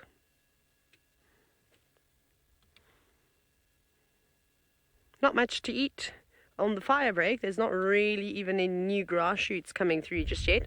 But as soon as we do have a bit of rain, this will be a hot spot for all the grazers. They'll definitely enjoy it around here. It'll be quite nice for them. I think these two are just trying to stay alive. Good luck. You make a perfect meal for the lions. Also, I mean, it's hard to say if the nkuhumas could just be on a kill somewhere in the drainage line. Although they'd need to bring down something like, I think even a buffalo, they'd probably only eat for a day, maybe a day and a half at a push. They're all big. There's so many of them. They'd devour a zebra fairly quickly. They would devour a wildebeest and a kudu fairly quickly too, within just a couple of hours, or maybe even less than that. Okay, just checking through here because there's some really nice spots. Nah, I don't know what it was. I'm gonna just go back and have a quick, no, look, there's lots of things that are catching my eye. Right. Let's send you back across to Scotty in the Mara. Guys, we've got some exciting prospects, I think. We've left the cheetah. I'm not sure if I'm imagining things or if I could hear lions fighting. And my initial thoughts are that it could be this lioness with the two cubs trying to defend her youngsters. Now, we've driven about a mile to the north of where we were. Here's this forest where we think she could have them hidden. And obviously, while we've been driving, I haven't been able to hear anything. But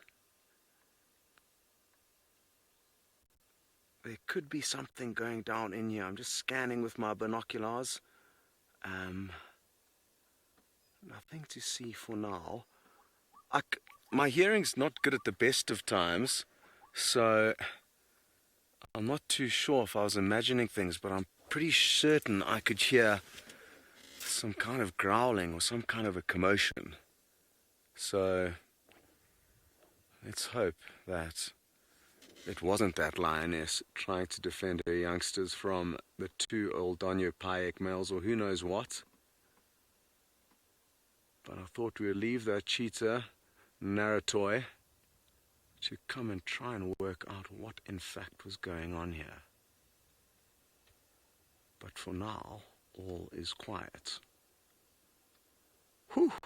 My heart is racing. Dropped the clutch to get you. At one stage I thought James may have fallen off the car. But all, for now, seems okay.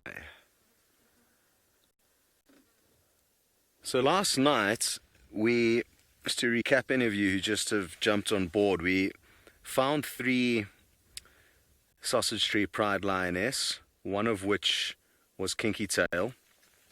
And they were calling out, and eventually a 4th lioness came onto the scene, and she was quite evidently the mother of the 2 new cubs. You could see the kind of back end of her belly was a little bit wobbly, and then when she lay down we could see the suckle marks. So the good news is that the cubs that we saw about a week ago are still alive, and she came straight from this direction and headed straight south. So we had a good idea of where she came from. We're not sure, maybe it could be further to the north than here, or it could be somewhere here, or it could be somewhere between this forest and where we saw her.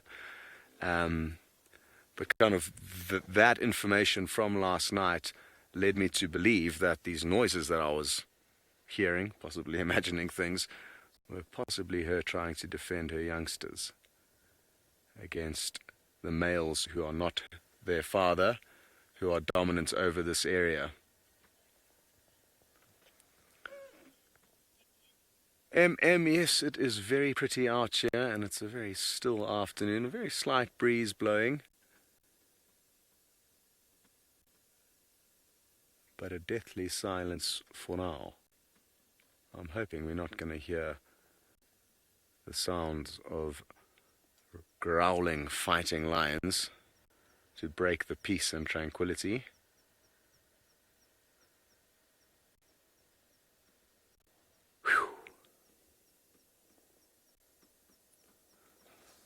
Well, yeah, I'm probably going to stay here for another 5-10 minutes just to make sure we don't get any more audio.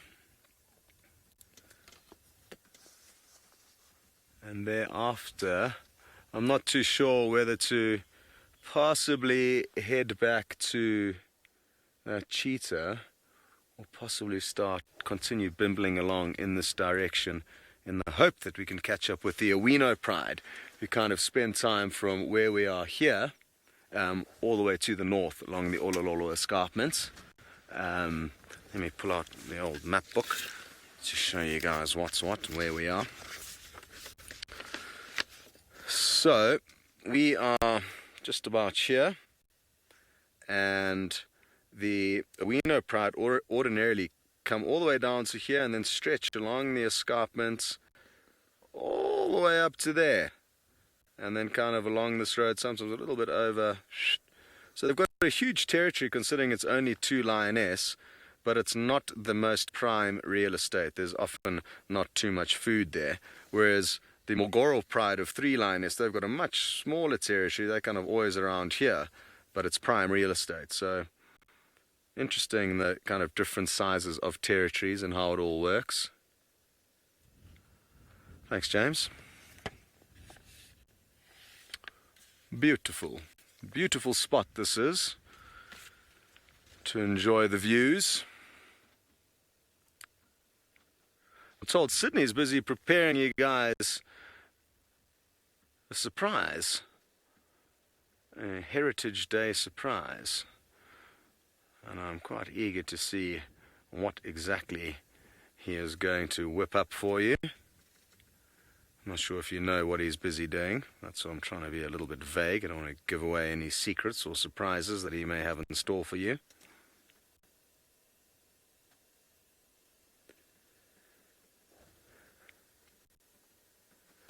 Let's have a look at that big fig tree, James, when you get to it. A little bit more to the left. That is a specimen. And I must confess, I had a little siesta in the shade of that tree in the heat of the day. A real beauty. It would be wonderful to know how old it is. It would also be wonderful to see a leopard up there. Every time I go past, I make sure I scan it in the hope that there would be a leopard, but no joy yet. Very good. Well, you guys now get to go and find out what exactly Sydney has been conjuring up. Eh? So welcome to the traditional vendor picnic spot in the Juma Game Reserve on Heritage Day, a day which marked a history, as this is the day where I first saw hukumuri in the area. I have got some of the very interesting snacks. It's a traditional snack, and this is what people are eating today on Heritage Day in different areas. Everybody today is busy showing off their heritage, their culture, and different traditional practice. Everywhere around South Africa, everybody is wearing their own traditional dresses today. So I have got something here.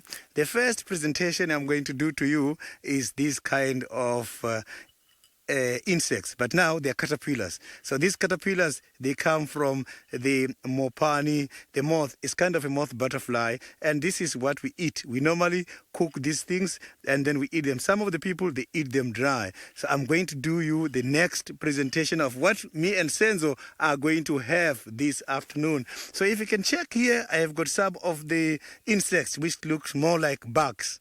This is the stinky bug. The stinky bugs is what we eat. We also fry them and eat. And when they are fried, they are so very lovely. So the stinky bug, Senzo, I'm sure this is going to be his first day to eat this kind of insects. Another insect I've got here is the termites, my favorite insects. Look at that. This is how the termites looks like. You can even see them with their mandible parts. So this is the parts that termites are using in order to defend their colonies. Mostly here by these termites, these are the soldiers. So here on this side, I have got a calabash. A calabash is what we use in order to drink the traditional beers, and we also use in order to drink water. We put the water by the big clay pots, and to get water out and for drinking, we use this in order to drink the sour pap as well. So this is one of the instruments we are using. But this instrument, when you go to the royalties, they don't call it a calabash. They've got their own language. They call this a crocodile. You can see it's in the form of a crocodile with a tail. Senzo, come and enjoy the traditional vendor snacks. I can see Senzo is very much excited here for this kind of first experience. He's coming very fast. We are going to start from the mopani worms.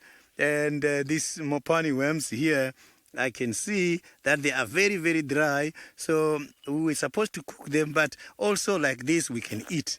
So I can start here by the mopani worms. Mapani worms, they are my favorite. They are very dry, you can hear. This is nice. How is it, Senzo?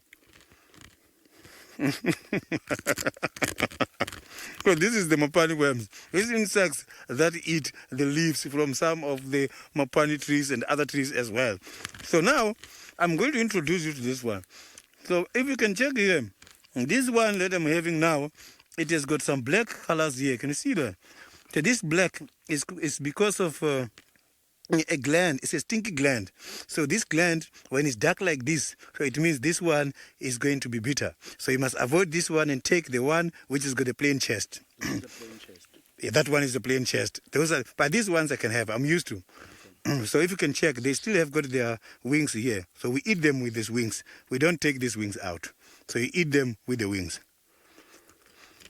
Now if you want the salt, you can have. There's some salt here as well next to. But the smell is like Vicks. Because of the Let's try this one.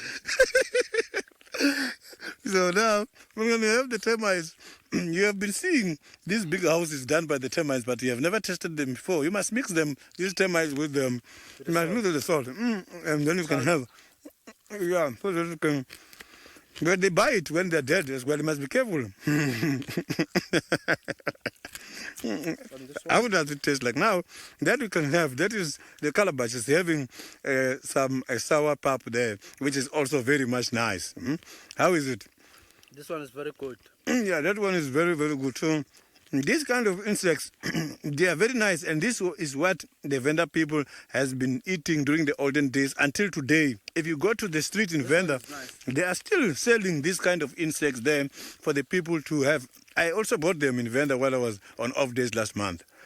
So this is very, very nice. So, are you ready for your performance? So now I'm going to perform for you. I'm just checking here if I can have my traditional. So that is the song that we normally play when we are still very young. This one I did it myself. I play these things.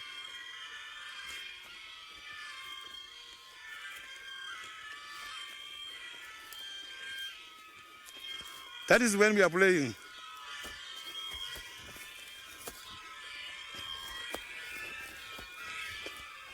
This step that I'm doing now is a step that we do when we are respecting the chiefs and the kings. So there's different steps of this kind of traditional music. So now we can go on a line. 100 of us will be doing like this.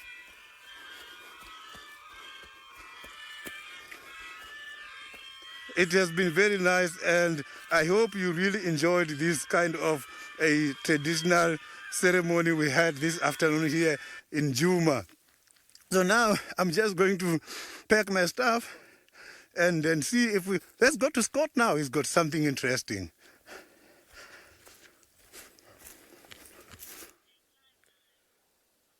Hello, everyone. I think I have found the culprits that we heard fighting that were not lions. You can see they're quite worked up. I haven't heard them making any noises, but I'm guessing that those 3 buffalo bulls are what confused me and what I thought were possibly lions. Oh, there's a hyena on the right, James. Go to the right. Where are you going? Oh, no, left. In the background there. Right. It's hard for James to see it because he's got a tiny little monitor. At least I'm looking on a slightly bigger monitor. Let's try and catch up to it and see what it's running off to. Because I did hear I thought, with my funny ears, some hyena whooping. So maybe that hyena is responding to those calls. And maybe there's some action going down. Woohoo! Hold on tight, everybody.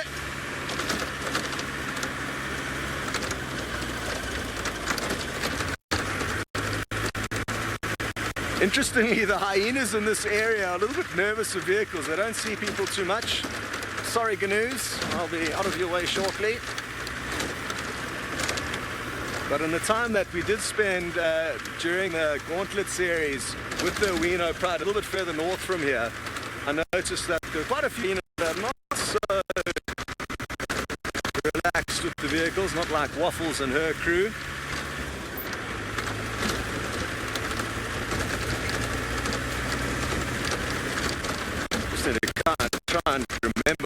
saw that. You know, it's not difficult in these, well, not so difficult, but it can be tricky in these vast plains to keep up with what's going on.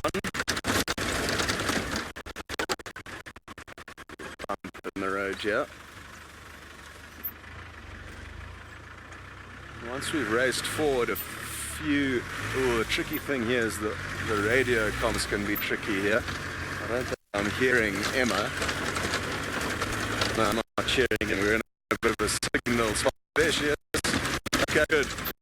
And our signal's a bit shaky, so let's hope our signal improves and we catch up with the hyena, but for now, back to Taylor.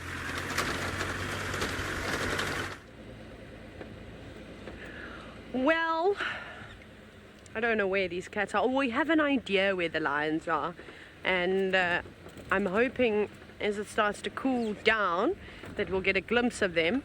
One awesome thing is that Taxon is taking his guests to Buffelshoek Dam to have a sundowner. So that's really, really nice, because that means that he's going to be positioned there for a significant amount of time, and he'd potentially be able to hear anything, because that's kind of the area that we think those lions are, just slightly west from Buffelshoek Dam. That drainage system is so intricate, it's so difficult. It's not just like one drainage line, it's like 2 or 3 that bend around, and it's awesome. It's a great spot for a lion. So we just quickly came past Gallagher Pan just to make sure that they didn't sneak around here. But do keep an eye on the Vuyatela Pan for me, please. Pretty please. Every now and then maybe you can go wide just to have a look around, because it would definitely help me. It means that I can just keep checking roads going up and down, and I think that's going to work in our favor, is that if we have an idea of where they are and we know that they're probably just in there, they're either going to go and drink for water or they're going to move, and they'll have to eventually come out. So I would really like to see an Nkuhuma buffalo hunt. Man, they're so good. They are so good at hunting those lions, especially hunting buffalo. So that is my wish before I go, is one more time to see them take down a buffalo. Thank you, Eric. I'm going to try my best. Going to try my very best. I'm hoping though that, it pays off. We've worked hard this afternoon. We definitely worked hard. There's no doubt about that, which will be so much more rewarding as well. I always find when you find something. Goodness gracious. Between waterbuck and wildebeest walking up and down on this road, where do they all go? I just see lots of Inyala around at the moment. Okay, we'll go over the dam wall. So we'll go back around towards Vuyatela. Oh, they're the wildebeest. Hang on, I'll show you the wildebeest. Get off, fly. Go away. Go sit on the wildebeest. You don't need to bite my leg. If you go back there again, I'm going to try and squash you. Ah, sorry, BM. There we go. You can also see the sun. I like that the wildebeest have all lined up today. Well done, chaps. Very well done.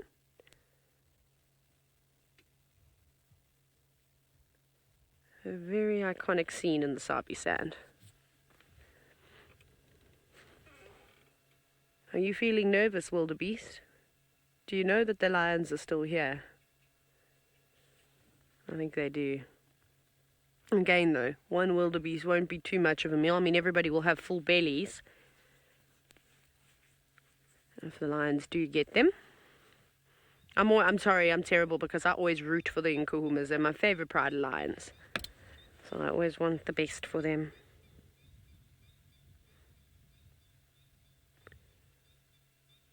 Can I see Koki Franklin calling in the distance? There's 2 now, they're doing a duet.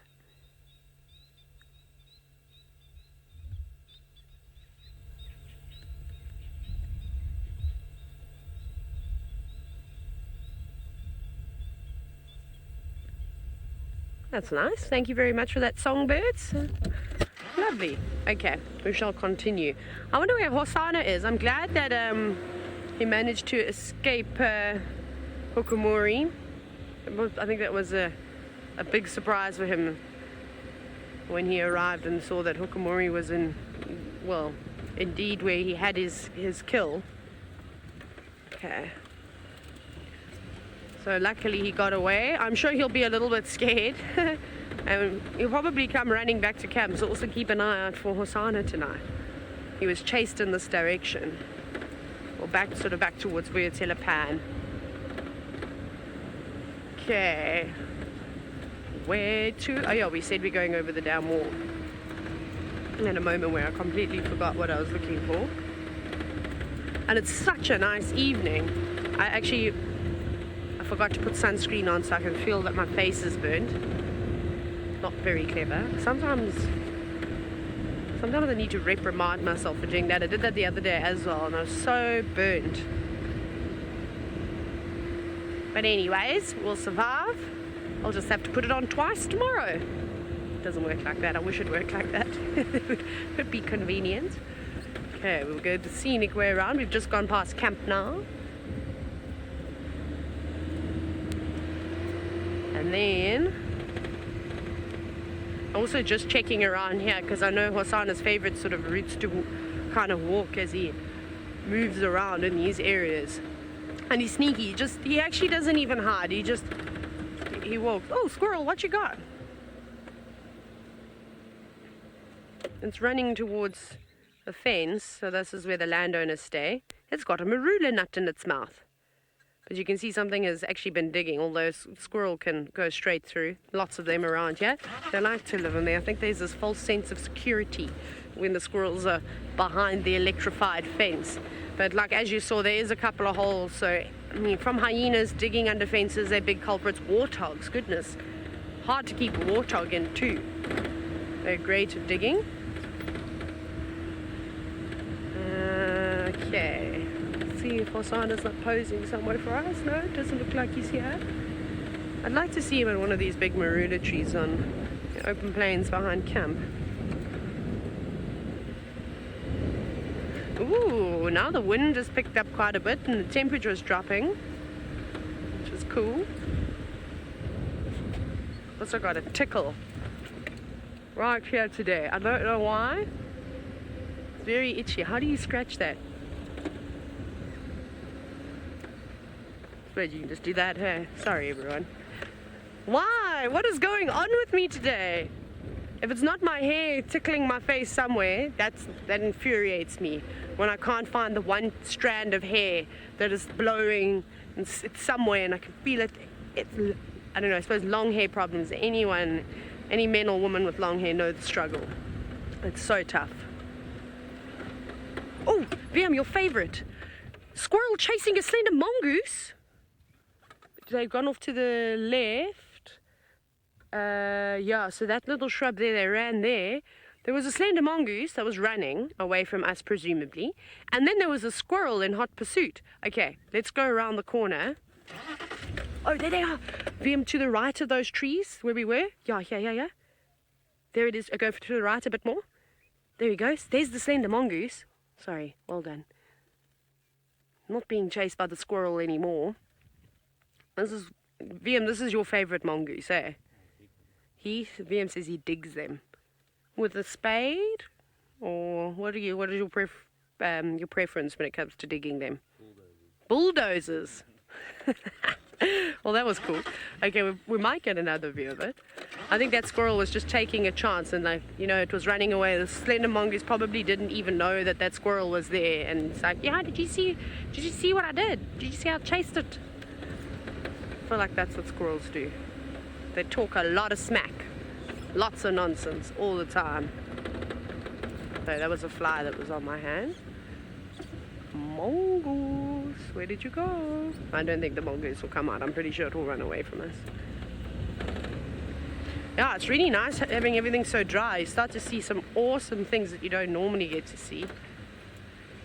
And it's amazing how when there's nothing for these animals to hide behind, they seem to stay out in the open for a little bit longer. Like we've been having some epic... Oh, there it is. Just below that... It went like there. Oh, it's going up onto the termite mound. Oh, no, VM down, come out again. There. He's there, out in the open. He was just sitting on that termite mound. Might have gone around to the other side. Probably gone around to the other side. Very shy though. Yeah, I think it's around. We'll see, maybe if we just go up onto the dam wall and we look around the bend.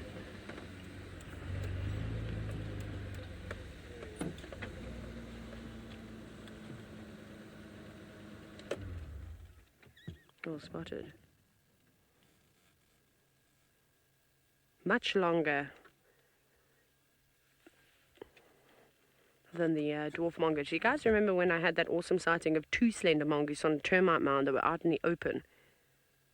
Now, this would be a good spot for this mongoose to potentially find something to eat. There could be lots of different creatures living in the crevices here, from insects to reptiles, and they eat a variety of different things. If they find any eggs, they'll probably eat eggs. Any little chicks from the birds, they'll eat them too. That's very nice to see. I don't think it realizes that we can actually see it right now. Probably feels quite safe as it's got a variety of escape routes, should it feel threatened. See that? Look at all courtesy of all the brush packing.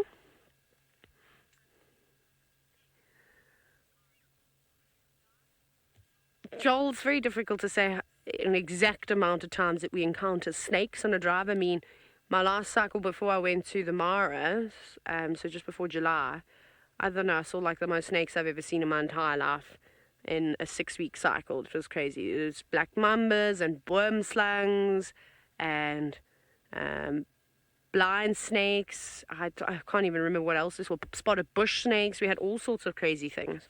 So yeah, it's hard to say. Sometimes you just don't see them. They also move really quickly, kind of like that mongoose does, and they don't want to be seen by people. So they don't hang around on the limelight, kind of like how Hosanna does. He waits there to be put on camera. Snakes don't do that. Even saw a almost said anaconda, but I didn't see an anaconda. It was a python. This little thing is awesome. Yeah, it's listening to everything around. Making sure before it makes a dash that there's not going to be an owl that swoops down and catches it. Because even this thing is a little ferocious predator. It can get eaten by lots of other things too. And I also feel like they're the closest mammal that looks like a scorpion. VM and I were talking about this, and we both agree that when they put their tails over there, or curl their tails up, and they run across the road, they definitely at a quick glance look like a scorpion. It's quite funny. Right, let's carry on. Thank you, mongoose, that was cool. Made VM's day. Right, we'll continue with our search for the Nkuhuma Pride, and hopefully we find them before the end of drive if we go back to Sydney to see what he's going to show you next. I am right now towards the central part of the reserve just to see if we can pick up some tracks for Hosanna this afternoon.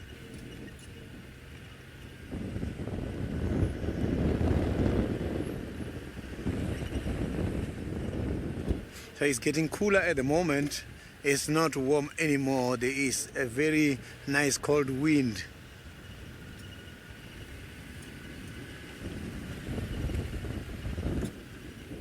No tracks, nothing at the moment.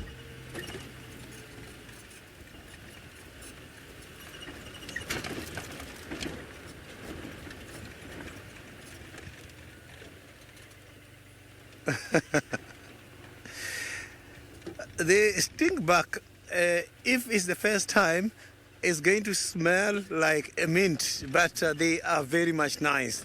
And the termites, they just taste neutral, and they are very rich in iron. Then the mopani worms as well, they are very rich in protein. So those kind of insects, they are also very medicinal because they help us, they give us quite a lot of nutrients. So those are the insects that I grew up eating, and until today I still eat them. They are so very nice, especially if you cook them. If you cook them, they are very nice.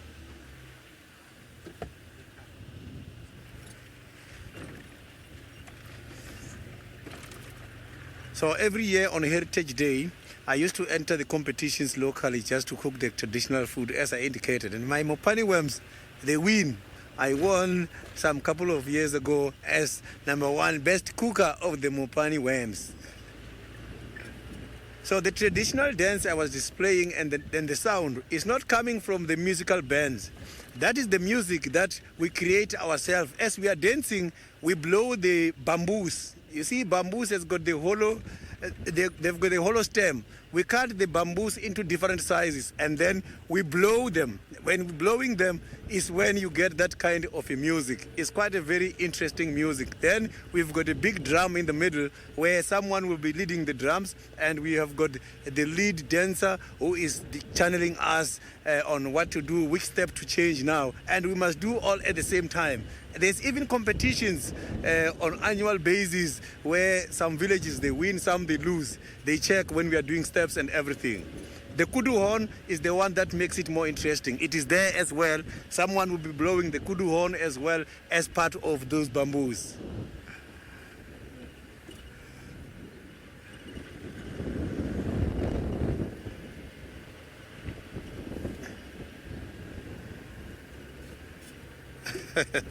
Yeah, it is a very lovely traditional music. Every time when we are going to present or when we are going to dance, we normally go and just decide to stop at any town just to surprise people. And you will see 100 of us just dancing anywhere next to the road, and it's going to be packed. You will see a lot of traffic, everybody wanting to take pictures, everybody wanting to try.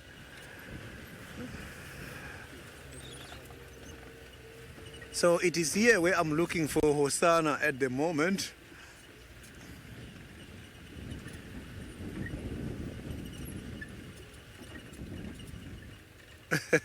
The kudu horn, I'm going to bring it one day. I've got it at home because all the instruments, they stay by my place. I come from the chief's kraal, I come from the royal family. So all the instruments to do these things, I will show you when I come back. Kudu horn, we do it like this. We take a kudu horn and we drill a little hole. And when holding a kudu horn, we at the end, at the tip, close to the tip of the horn, we just drill a hole. When we blow that hole, it sounds like. That is how these kudu horns blow. And also, kudu horn, we use it in order to call people for the emergency meetings. Villagers, if there is any emergency, we blow the kudu horn at night. They know tomorrow morning is a meeting. So it's a way of communication.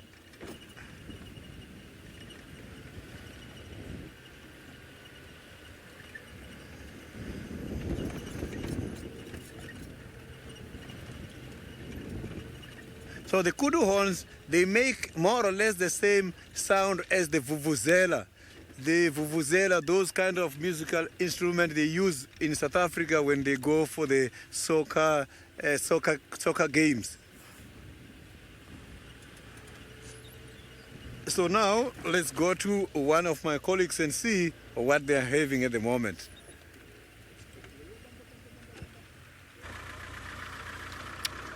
Welcome back. I'll tell you one thing, making a kudu horn sound like a vuvuzela is not easy. It requires a certain skill. I can't make it work. They make really good beer funnels though. That I can do.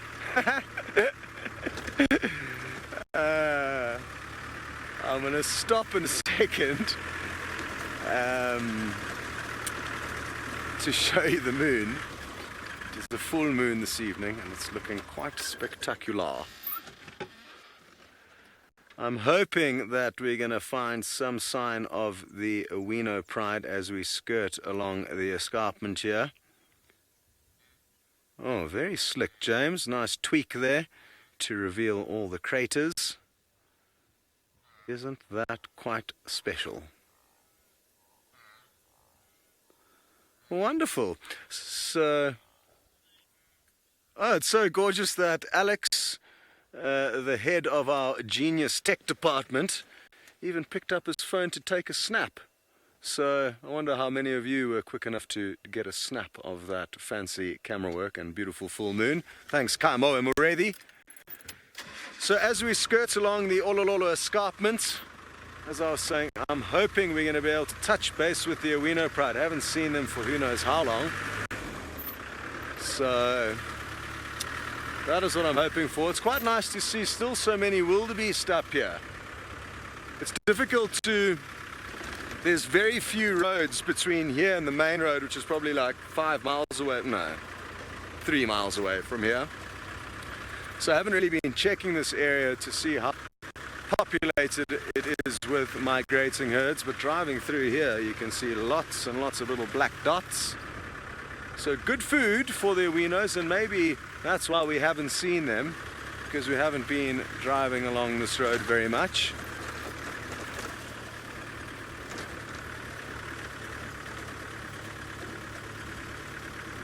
Come out wherever you are. Ah, well, you've just enjoyed the full moon with us, and now you get to go down south and enjoy the setting sun with Sydney. Look at that. This is quite a beautiful sunset on Heritage Day here in South Africa. Look at that very big ball there going down in between the branches. Senzo, this is spectacular, and thank you very much for such a lovely shot. This is gorgeous. So when the sun is going down like this is when the Nocturnal's life is going to get activated. So I'm still worried. I still want to see Hosanna, if possible, before the end of today. If I don't find him today, it means I must have to see. Tomorrow, I must find Hosanna and see his condition after a chase.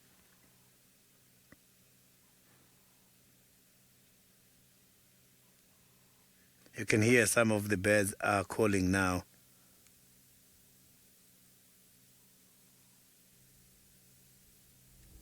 So these birds, they are just calling now before they go back to rest. Now is the time for the scrub hare to wake up and do their nocturnal activities, because scrub hares don't like these big birds. They want to come out when there's low light intensity, when the big birds are resting, because when there's low light intensity, big birds, mostly eagles, they get forced to retire early.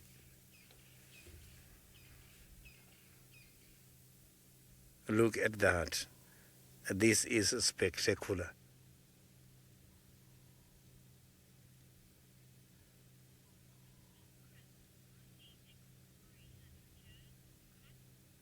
Chris, I don't think Hukumuri returned here pushing any agenda. As if Hukumuri was here for a competition with regards to their mating activities done by Tingana and his new girlfriend, he would have gone long time ago and looked for them, because these animals can be able to sniff and pick up information from a very long distances through the air particles. So Hukumuri, they coincidentally came across Hosanna's kill next to the treehouse dam. So I'm sure Hukumuri was there just looking for some water.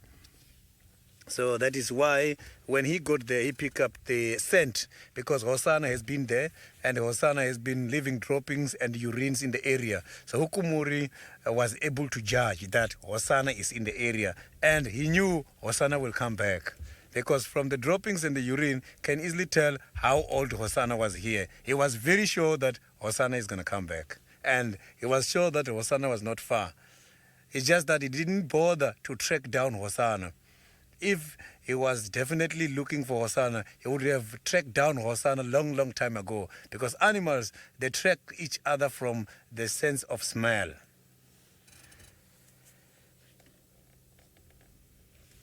So now we can carry on and see what we can find next.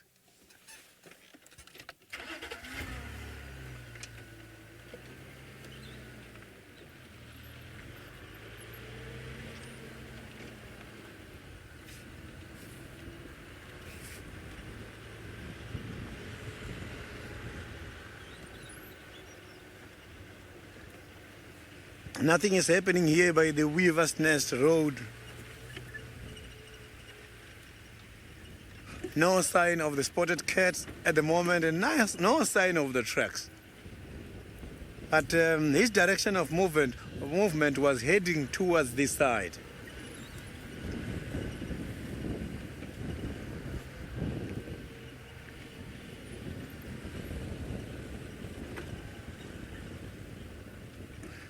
Kenneth, I haven't seen the two leopards fighting in a tree. I have just heard them before. Some years ago, I was by the greater Kruger National Park, by the Skukuza area, not very far away from where I was staying. The two leopards were making quite a lot of noise up by the tree, and I could hear that those leopards were fighting, but I haven't witnessed it by myself.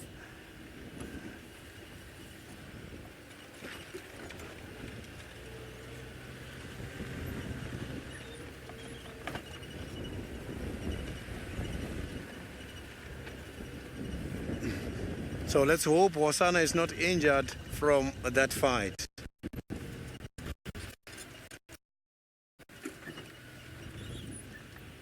So every animal was very much surprised because they went right in the middle of giraffes and in the middle of impalas. And those impalas, they didn't even run away. They could see that these animals were not targeting us. I was surprised to see that the impalas were just standing watching those animals running.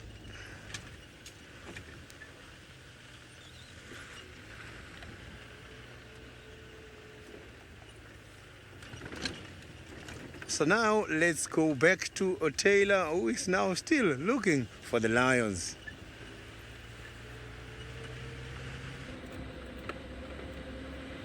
For the whole day. Well, not the whole day, just this afternoon we've been looking for them. But you know me, if I was on safari this morning, I probably would have gone to look for the lions too. Oh, I have such a soft spot for those big cats. They are so cool, but I don't know where they are. But I'm not upset. It's fine. I'll just remember it for next time. I won't tell them where the buffalo are. So we're kind of running out of... We're supposed to be not running out of time. We've still got a fair amount of the safari left. It's going to get dark. But we might find them easier in the dark when they're... Let's hope that they are on the move and we just happen to be on the right road that they're walking on at that given time. So from here, we're going to go back onto Central, up Nyala Road North, and then we shall head to Buffelshoek Dam for the 7th time this afternoon. I'm sure Scuba Steve and his friend will be there still. Oxpeckers probably would have flown off, however, and gone to look for a place to roost for the evening. And maybe there'll be an owl. I don't know, those might be the changes. Perhaps we see the southern white-faced scops owls again, or maybe even a spotted eagle owl would be wonderful. How about an African wood owl? But I've heard them, I think, on dam cam, but I have not seen one around here. Right, it seems as though Scott has a vulture perched up in a tree. We certainly do, and in the next few seconds I think we're going to have some incredible views. We just need the moon to... No! Don't even think about going anywhere. As the moon gets a little bit higher, this is going to be awesome. I think.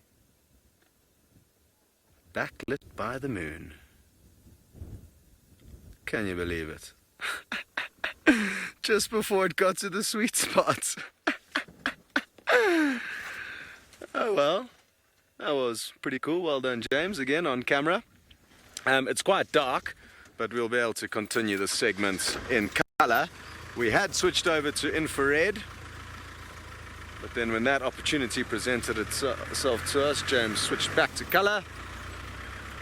And unless we find any animals, we should be okay to continue like this. It's like it's this funny stage of the evening where the spotlight's not quite effective. So I won't be using it too much, although no, it is actually working. Some wildebeest's eyes were glistening back at me there. So in the event that there is a lion in the grass, the same effect should occur.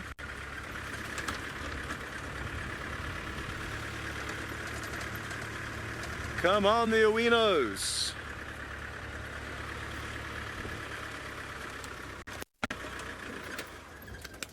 I'm clapping on behalf of all of you for James. for his magical scene that he provided you with there. Thanks, James. While I was clapping, I veered off the road, and I think there may have been a small rock in the way there. Something wasn't wanting me to go forward. Wonderful stuff. Thank you very much, guys, for sending through your thoughts. It's wonderful to hear when you like what we do. If you don't like what we do, rather keep quiet. Only kidding. That's also useful information. Just try and sugarcoat it, please, so you don't hurt our feelings.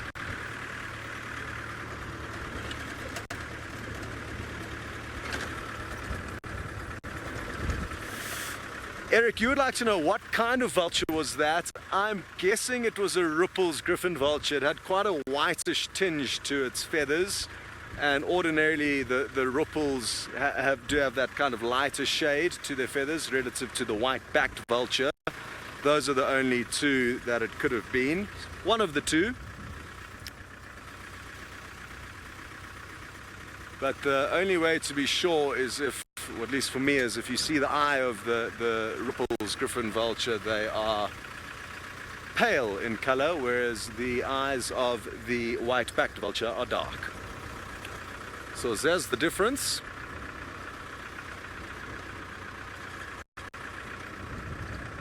I really love this area as well as the stage of the evening, because this is when we get the transition of everyone else having to be at home, but us and you being the only lucky people out exploring this epic wilderness. And obviously the fact that it's more likely that the predators will be starting to get up and about now is also exciting. So let's see what happens. How much time we got? I'm not too sure, maybe. Let me check. Still plenty of time, 40 minutes, almost too much time. More than enough time to find the Awinos and watch them sneaking up on some gnu's or possibly a zebra. I think the radio comms get a bit shaky here. No, we're good, I can copy Emma clearly.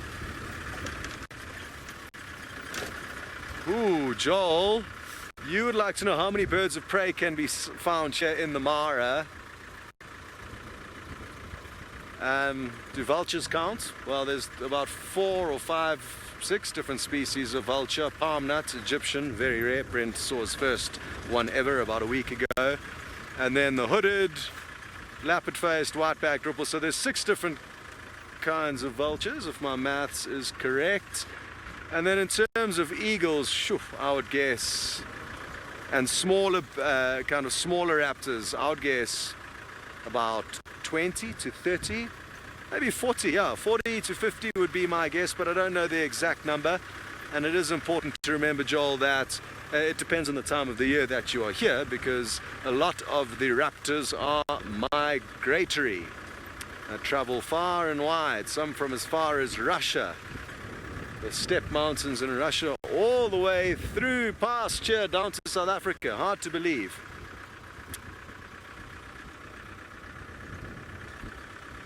Then there's the owls, of course. I didn't even think about the owls. I would say comfortably 50. 50 raptors.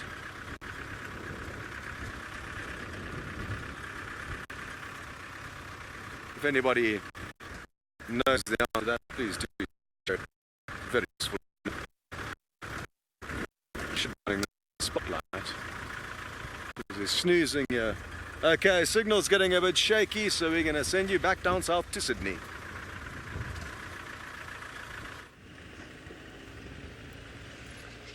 I am now around the Twins Dam. I am looking still for Osana here, but I am just now going to investigate. One of the hyenas is here at the dam, but I can see the hyena is resting, so this hyena is just resting here.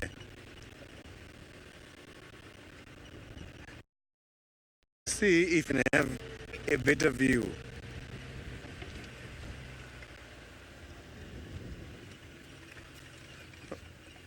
Yeah, this hyena is not having any other family member here.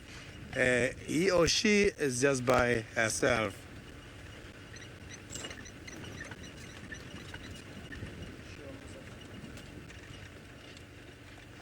So you can see now here he's very much relaxed.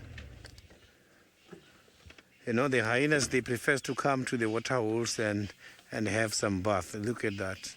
So if you look at the bellies, you can see that this hyena was resting. And also the hairs on the side of the skin, you can see it has been very, very hot. Look at that. So the side of the bodies is full of mud.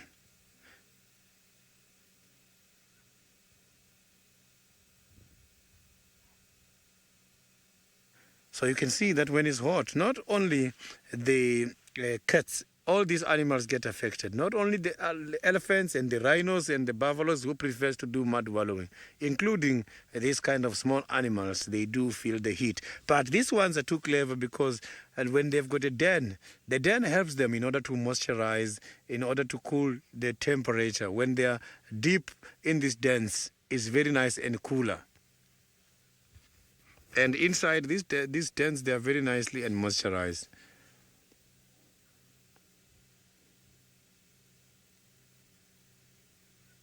So when I came here, I thought maybe Hosanna is nearby, as these days I am seeing quite a lot of hyenas after the leopards.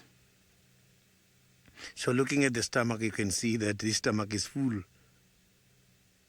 So these animals are getting quite a lot of food. Look at the toenails there. This is what we see normally on the ground.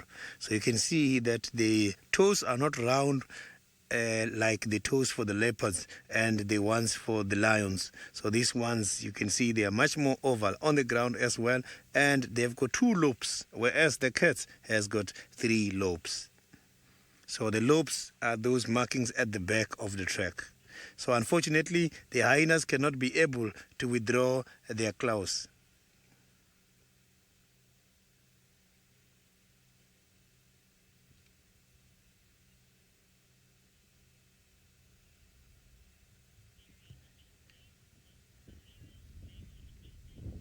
This is very, very interesting. Look at that. Nice and relaxed. But he's checking around here every time. So I'm not too sure maybe if there's others nearby or they can be able to detect maybe a cat coming to this area. These animals are so well gifted. I don't have that very good sense of smell, but I'm relying on them. My sense of smell is also very good. I can be able to easily distinguish the different species of animals.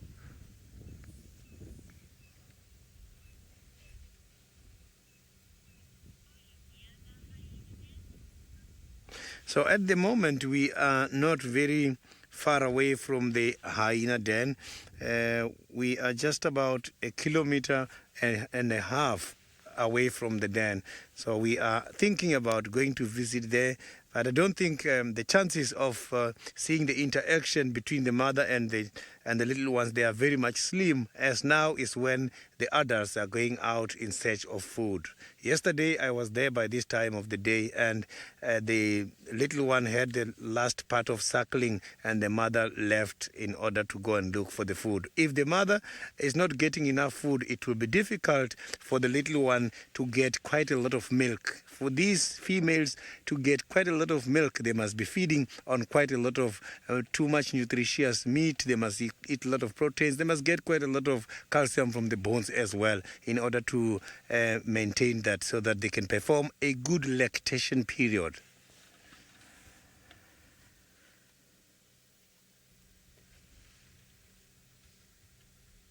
So these animals, you must check after birth, most of the animals, they have to eat again the placenta.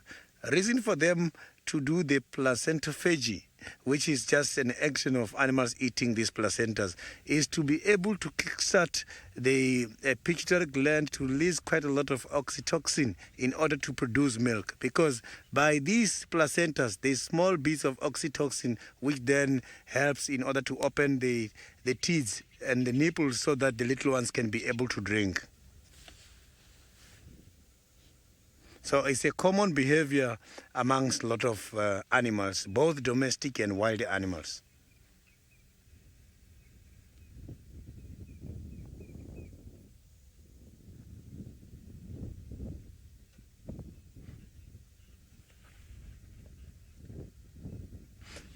And there is kind of a similar behavior that is done traditionally.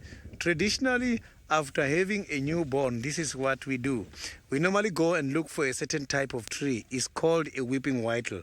And we take the weeping whittle, and then we take the root of the weeping whittle as well as the bark, and we take them and put them in a bucket, and then we wait until the umbilical cord falls off from the newborn. Soon as the umbilical cord falls off, we take it and mix it with water, and we give the mother that water to drink. It's more or less the same kind of a practice.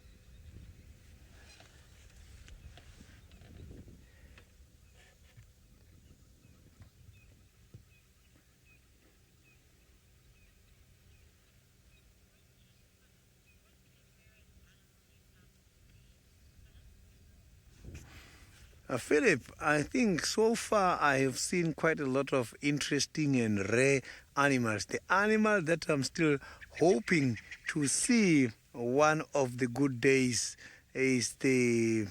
Let me just think about this animal, because I've got quite a lot in my head at the moment, but I will think about it. I will tell you, there is a special animal I am hoping to see. Is the okapi. I'm hoping to see the okapi one of the good days. I haven't seen an okapi. I have seen giraffes a lot, but okapi I haven't seen.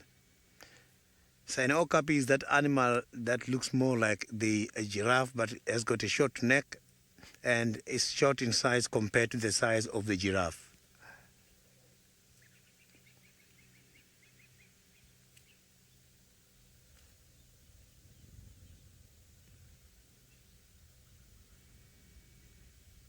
So now we are going to leave the sleeping hyena and see if we can find something interesting in the area here, as I am still looking for this lovely spotted young little chief in the area.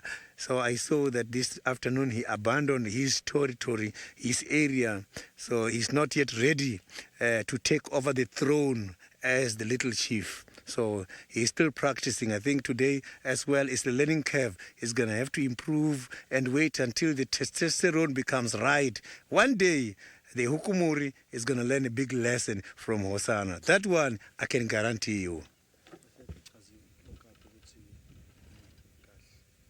So the difference between the okapi and the giraffe is that if you look, the okapis, they've got very dark color than the giraffe, and the neck of the okapi is too short and the neck of the giraffe is too long, but they both got long legs, and that is one of the animals that I am hoping to see one of the good days. So it's my dream animal.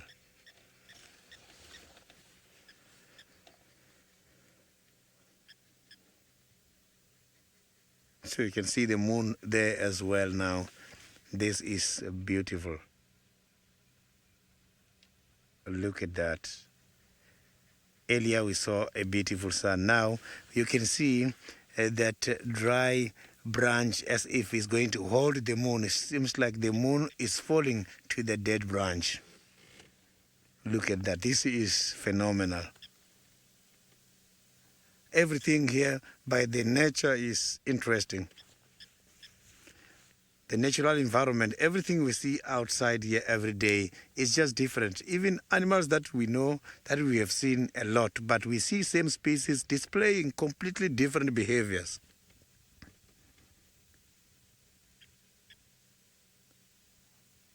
This moon is beautiful. Look at that. So you can clearly see the clouds inside there, that this is a different planet. A full moon.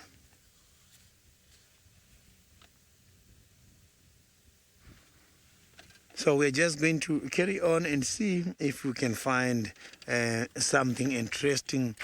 My target, it is still Osana. Maybe I will be lucky much more towards Viatalapen. I might find him there because he was running much more towards the northern side, but he was going in the middle of the bushes. He was trying by all means to go and avoid this animal by using the different covers. So that's why now it's difficult for us to see him, because he is somewhere hiding at the moment. But I understand he was threatened a lot.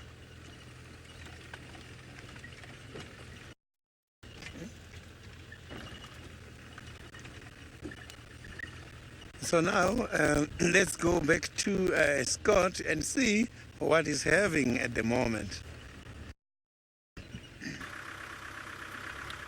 I don't got nothing. But quite interesting. This is definitely the only safari you will ever go on where you can see 2 moonrises in one evening. Sounded like Sydney's one was quite impressive. Very good. No joy with the Awino Pride just yet. There's still hope though. We're still in their turf. The herds of wildebeest and zebras stretched for probably about 5 miles. Nah, 4 miles-ish. 3 miles. And they've kind of just stopped, so there's no more ahead of us that I can see for now. So maybe the Awinos are further to the east, southeast, in the thick of things. Or maybe they're just up ahead of us here. The dynamics here with the lions is very difficult to keep track of. Yes, Lara Moore, it is certainly like you are chasing the moon as well as the lions. I'm not sure, doesn't sound like Taylor's had any luck yet with the Inkuhumas, but that'll be really cool if she gets them. Then we would have had a big cat trifecta this afternoon. And also epic scene with old Hukumuri and Hosanna with Sid. It's been a while, I think, since we've had a trifecta.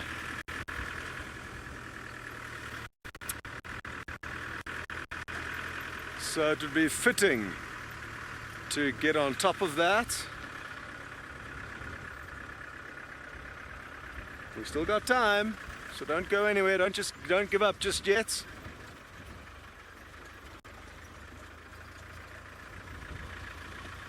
Another pride that we could bump into as we head further north is the Olololo pride. They tend to be pushing a little bit further south.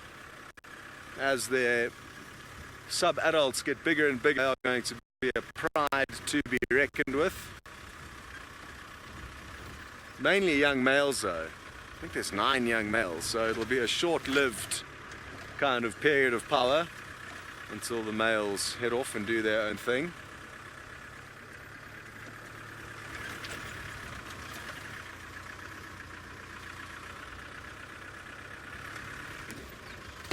Hello, Michael. You'd like to know how many prides reside here in the Mara Triangle where we traverse. It's a far bigger conservation area or wilderness than simply where we can traverse, so that's important to know. There's the surrounding conservancies to the north, the Mara Reserve across on the other side, and then the whole Serengeti ecosystem in Tanzania. But here we have the Olololo Pride, the Marsh Breakaway Pride, the Mogoro Pride, the Owino Pride, the Sausage Tree Pride, the Oldonyo Payek Pride, Salt Lake Pride, Purungat Pride. 8 prides here in the triangle, as far as we are aware, for now. Interestingly, they do split up more regularly than regular prides throughout Africa would do. I still can't understand why. Maybe it's got something to do with, I guess probably, I mean, it would be logical to think that the migration has an effect on that. Because for 8 months of the year, it's really tough going here. Maybe some lion tracks.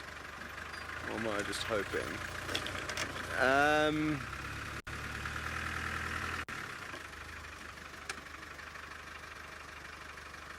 No, we're thinking.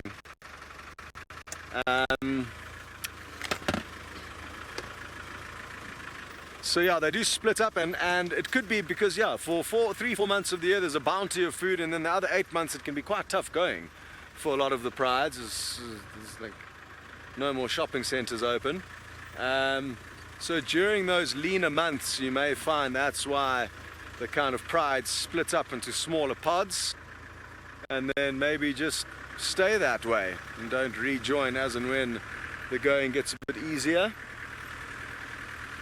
But that doesn't make perfect sense. You'd think they would stick together as a team to hunt the Cape buffalo, which are here throughout the year and quite numerous.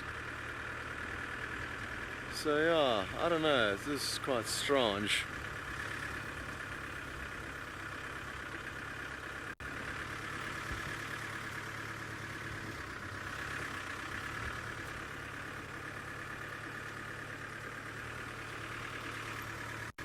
Here's some zebra yodeling up ahead. So who knows, maybe there's some lions giving some zebra some hard time up ahead. I'm not sure where I'm sending you, but I am sending you somewhere. Good luck.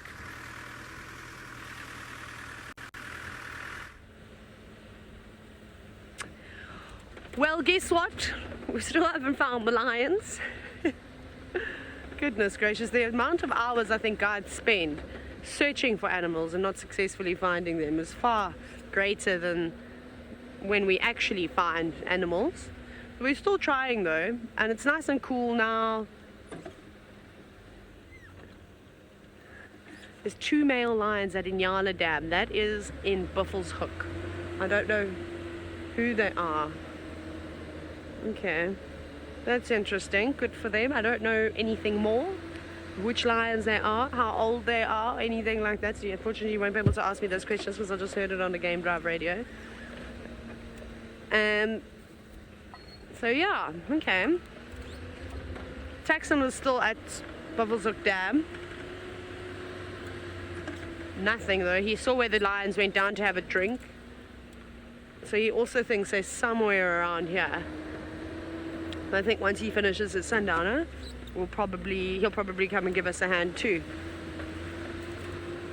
Okay, I think we're going to just go.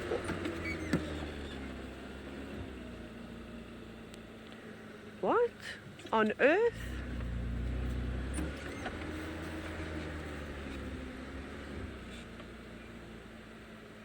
Sorry, everyone. Hyena. What? Wait. Hyena. Look at that.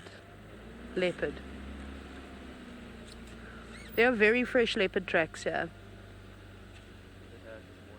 You did? Okay, maybe they're not so fresh. Maybe it was just that one. These ones, yeah. Okay. I don't know. Let's go with them being the ones from this morning. There's just one that is in perfect nick. And it's making noise here, so I could hear. Oh, it's a drongo. So I just took my earpiece out to have a little listen because I'm deaf in my right ear when I have my earpiece in. Also, does anybody know why the drongos at the last sort of light, so like the crepuscular period, why they all sit on the floor and shout? When a lot of other birds try and climb to a higher perch to give their last call for the evening, you will always find drongos down on the floor. And I don't know why. I haven't got a clue as to why they do it. So anyways, funny thing now, everybody is now racing to that lion sighting on Buffelshoek, so it looks like we're still alone. Looks like we're going to be alone and trying to find these cats here. It's okay, I'm used to it. Just jokes. BM, where to now? Maybe, I think we'll just go all the way along Central to the dam. Let's just try. I'm tired of going past Buffelshoek Dam.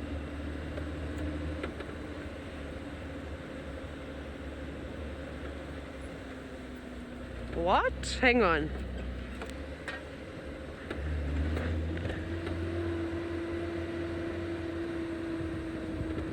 Please go again, Taxon.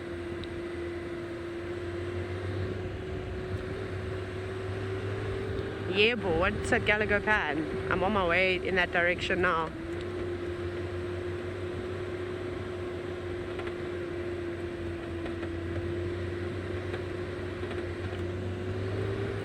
Did you get confirmation from?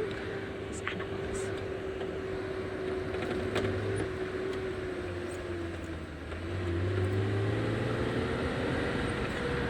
Okay, I can tell you. Okay, I'm approaching Giraffe Dip. Can I come and please help you relocate? Okay, fantastic news, everybody! Everyone, we're winning. We may be gonna win. I'm so excited and frustrated at the same time. Okay, somebody from camp, not from our camp, I think from Gallagher staff, have said something about lions at the pan, and remember we said we could have gone there too, so that's where we're going now. We're still very far away. Well, we're not far away, but we've got quite a bit of driving to do, so we're going to hopefully try and get there. Taxon was awesome. Somebody just sent him an SMS. And do people still text message? Why did I say SMS? I don't know when I last said that word. So that's great news. So I'm quite interested to see where they actually have come out. Maybe they did cross Gari Katlan and we just didn't see, and they were in that block where Tandi and Hosana had a fight. That's a firm favorite spot for a variety of animals. They often use that area.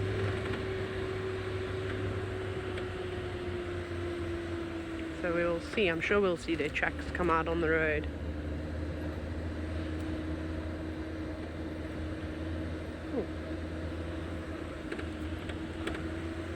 We probably won't stop to look at anything, I think, unless it's spectacular. As you can imagine, I've been looking for the lions the entire day.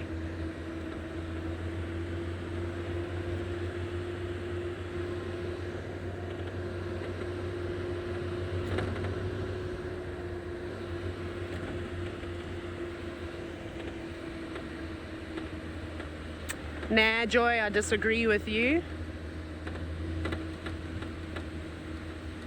I definitely don't think Hosana is better than the Nkuhuma Pride, but you know I'm all biased with lions, so I will disagree with you there.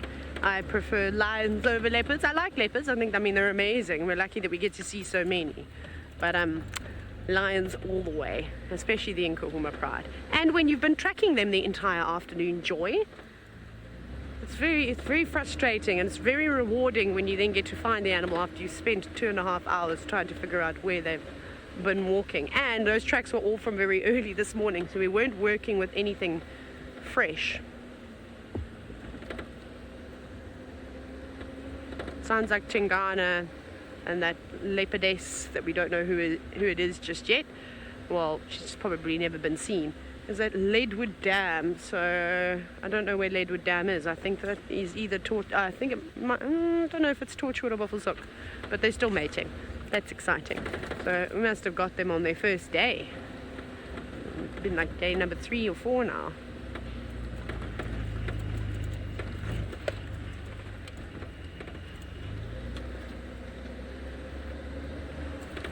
Right, well, we'll keep on searching for these lions and hopefully we'll find them. We go back to Sydney to see what he's looking for now.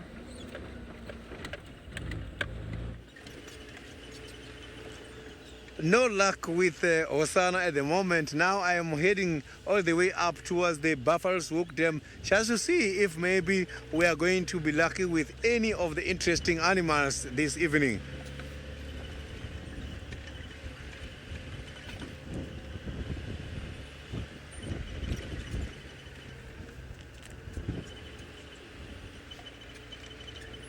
I'm just trying to fix my radio on in order to hear what's happening in the area here.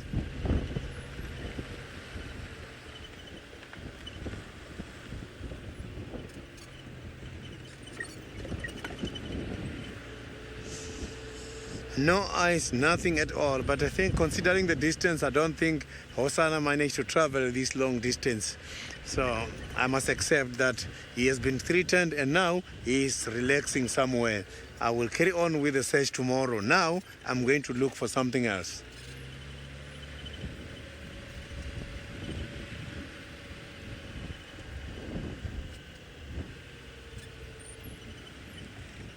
DJ, I am looking for those ones because those are the interesting animals of the night.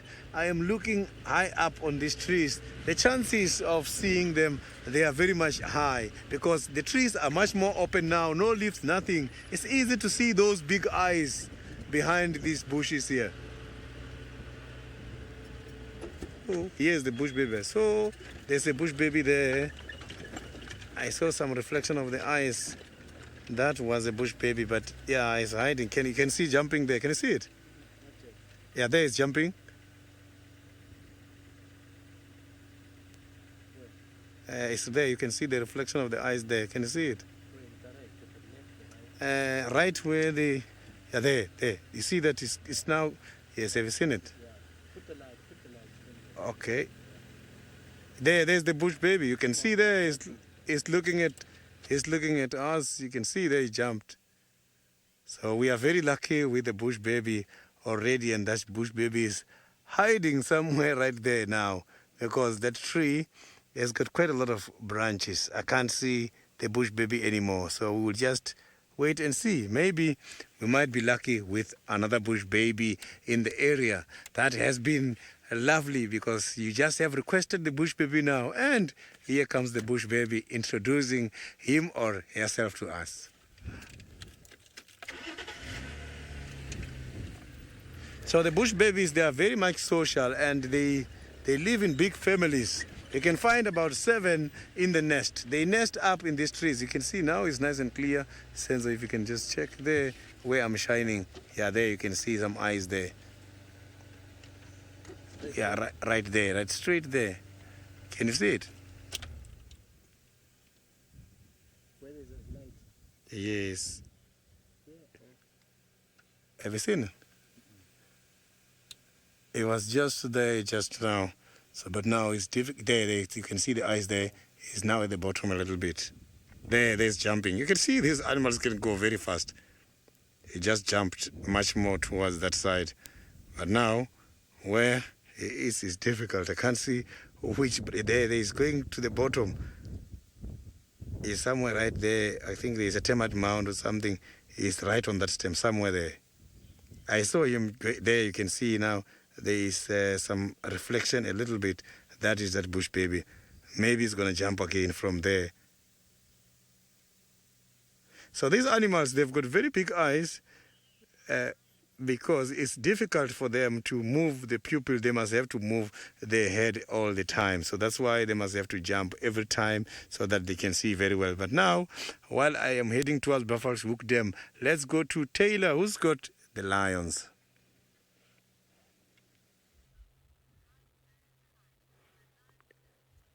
Hello everyone, sorry, I just need to... Sorry, Mish, is that you there? You're welcome to join because it's just myself and then Tax is on his way. Sorry, I'm just quickly organising the sighting. No, you're welcome to stay. There's only myself and Tax is still coming, so that's perfect. There is actually, from where your vehicle is, there was a herd of wildebeest maybe 100 meters to your west, so maybe they pick up on them. Okay, cool. Just quickly organising all of that. Sorry, everybody. Obviously, lions. Woo! Yes! How awesome. That's so cool. I can take a deep breath now. Oh, hang on. I see. I'm just going to turn my lights off and drive in. I don't know. Use my spotlight. Obviously, we're in infrared at the moment. I don't know where all the cats are. Obviously, it's a big pride, so I'm just going to keep... There's one. I thought I saw a reflection of eyes going in here. Oh, it's so thick. It's so thick. Maybe they're going to jump out onto Gallagher Road. So making sure... Yeah, they were all in there. So let's go on to the other side. Sorry, I'm just concentrating because I also don't want to drive over alignment. I don't want to drive with my lights on now. Just in case there is something like a herd of impala somewhere, or something along those lines. They don't always walk in single file. They kind of just do what they want whenever they want. Okay, here they are. Oh, fantastic. We're going to get such a nice view of them now. Let me just try to sneak a gap. I think there's a gap here, Viam. There they all are. Sorry, Mish, I'm just live at the moment. There we go. Oh, that's awesome. There they're standing. I wonder if they did the same thing they did the other afternoon, where as soon as the wind picked up, they also started moving. Now, we were talking about yesterday, there's no need for them to walk on the roads or even on the animal pathways, because it is so dry at the moment, it definitely gives them a lot more freedom. Mish, can you take over this lock for me? I'm just live at the moment.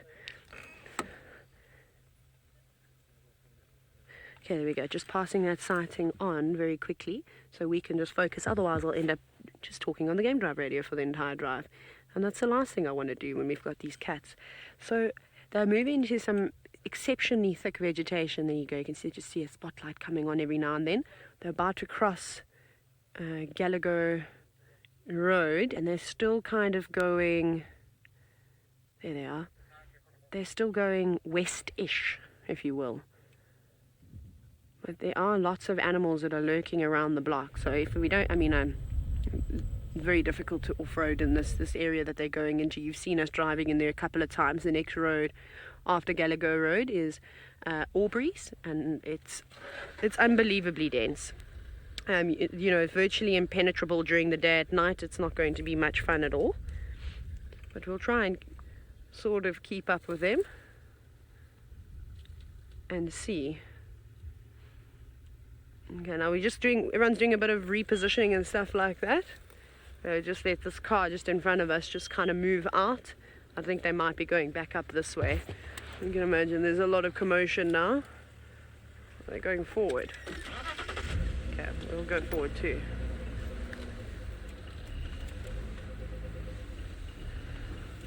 No, it's okay. I'm just gonna... Only if you ask questions, otherwise I'm leaving the lines. Let's get some last minute lying questions. # Safari Live. Otherwise I'm going to go and find Impala. Maybe this is your first time seeing this pride of lions. Who knows? Perhaps that is the case. Well, I obviously can't tell you if you're all asking, where's the other male? Where's the male? I can't tell you. There's the younger boy.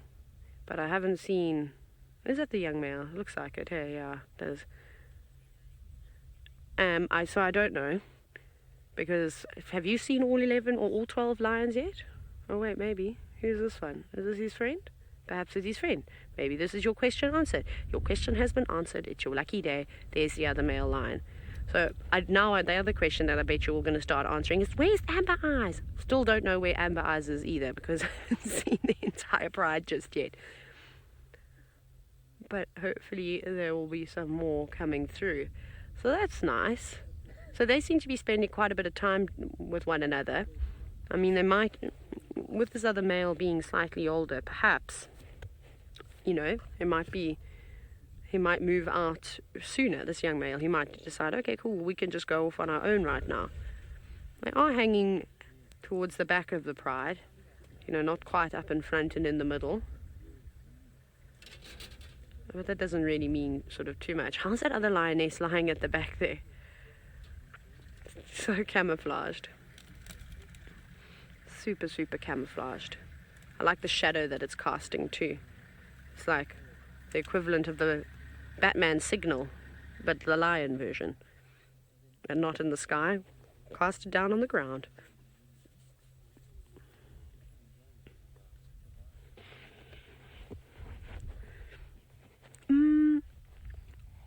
All day, every day, I don't know if the pride that would be their first defense, to start roaring. You might find that the young cubs would be sort of hidden, and the females would most certainly go out and try their best to stop. If it was another pride of lions, they'd try and stop the girls. If it's another group of... We might be seeing the lions. I don't know, maybe Tax will move right off the road, but I doubt it.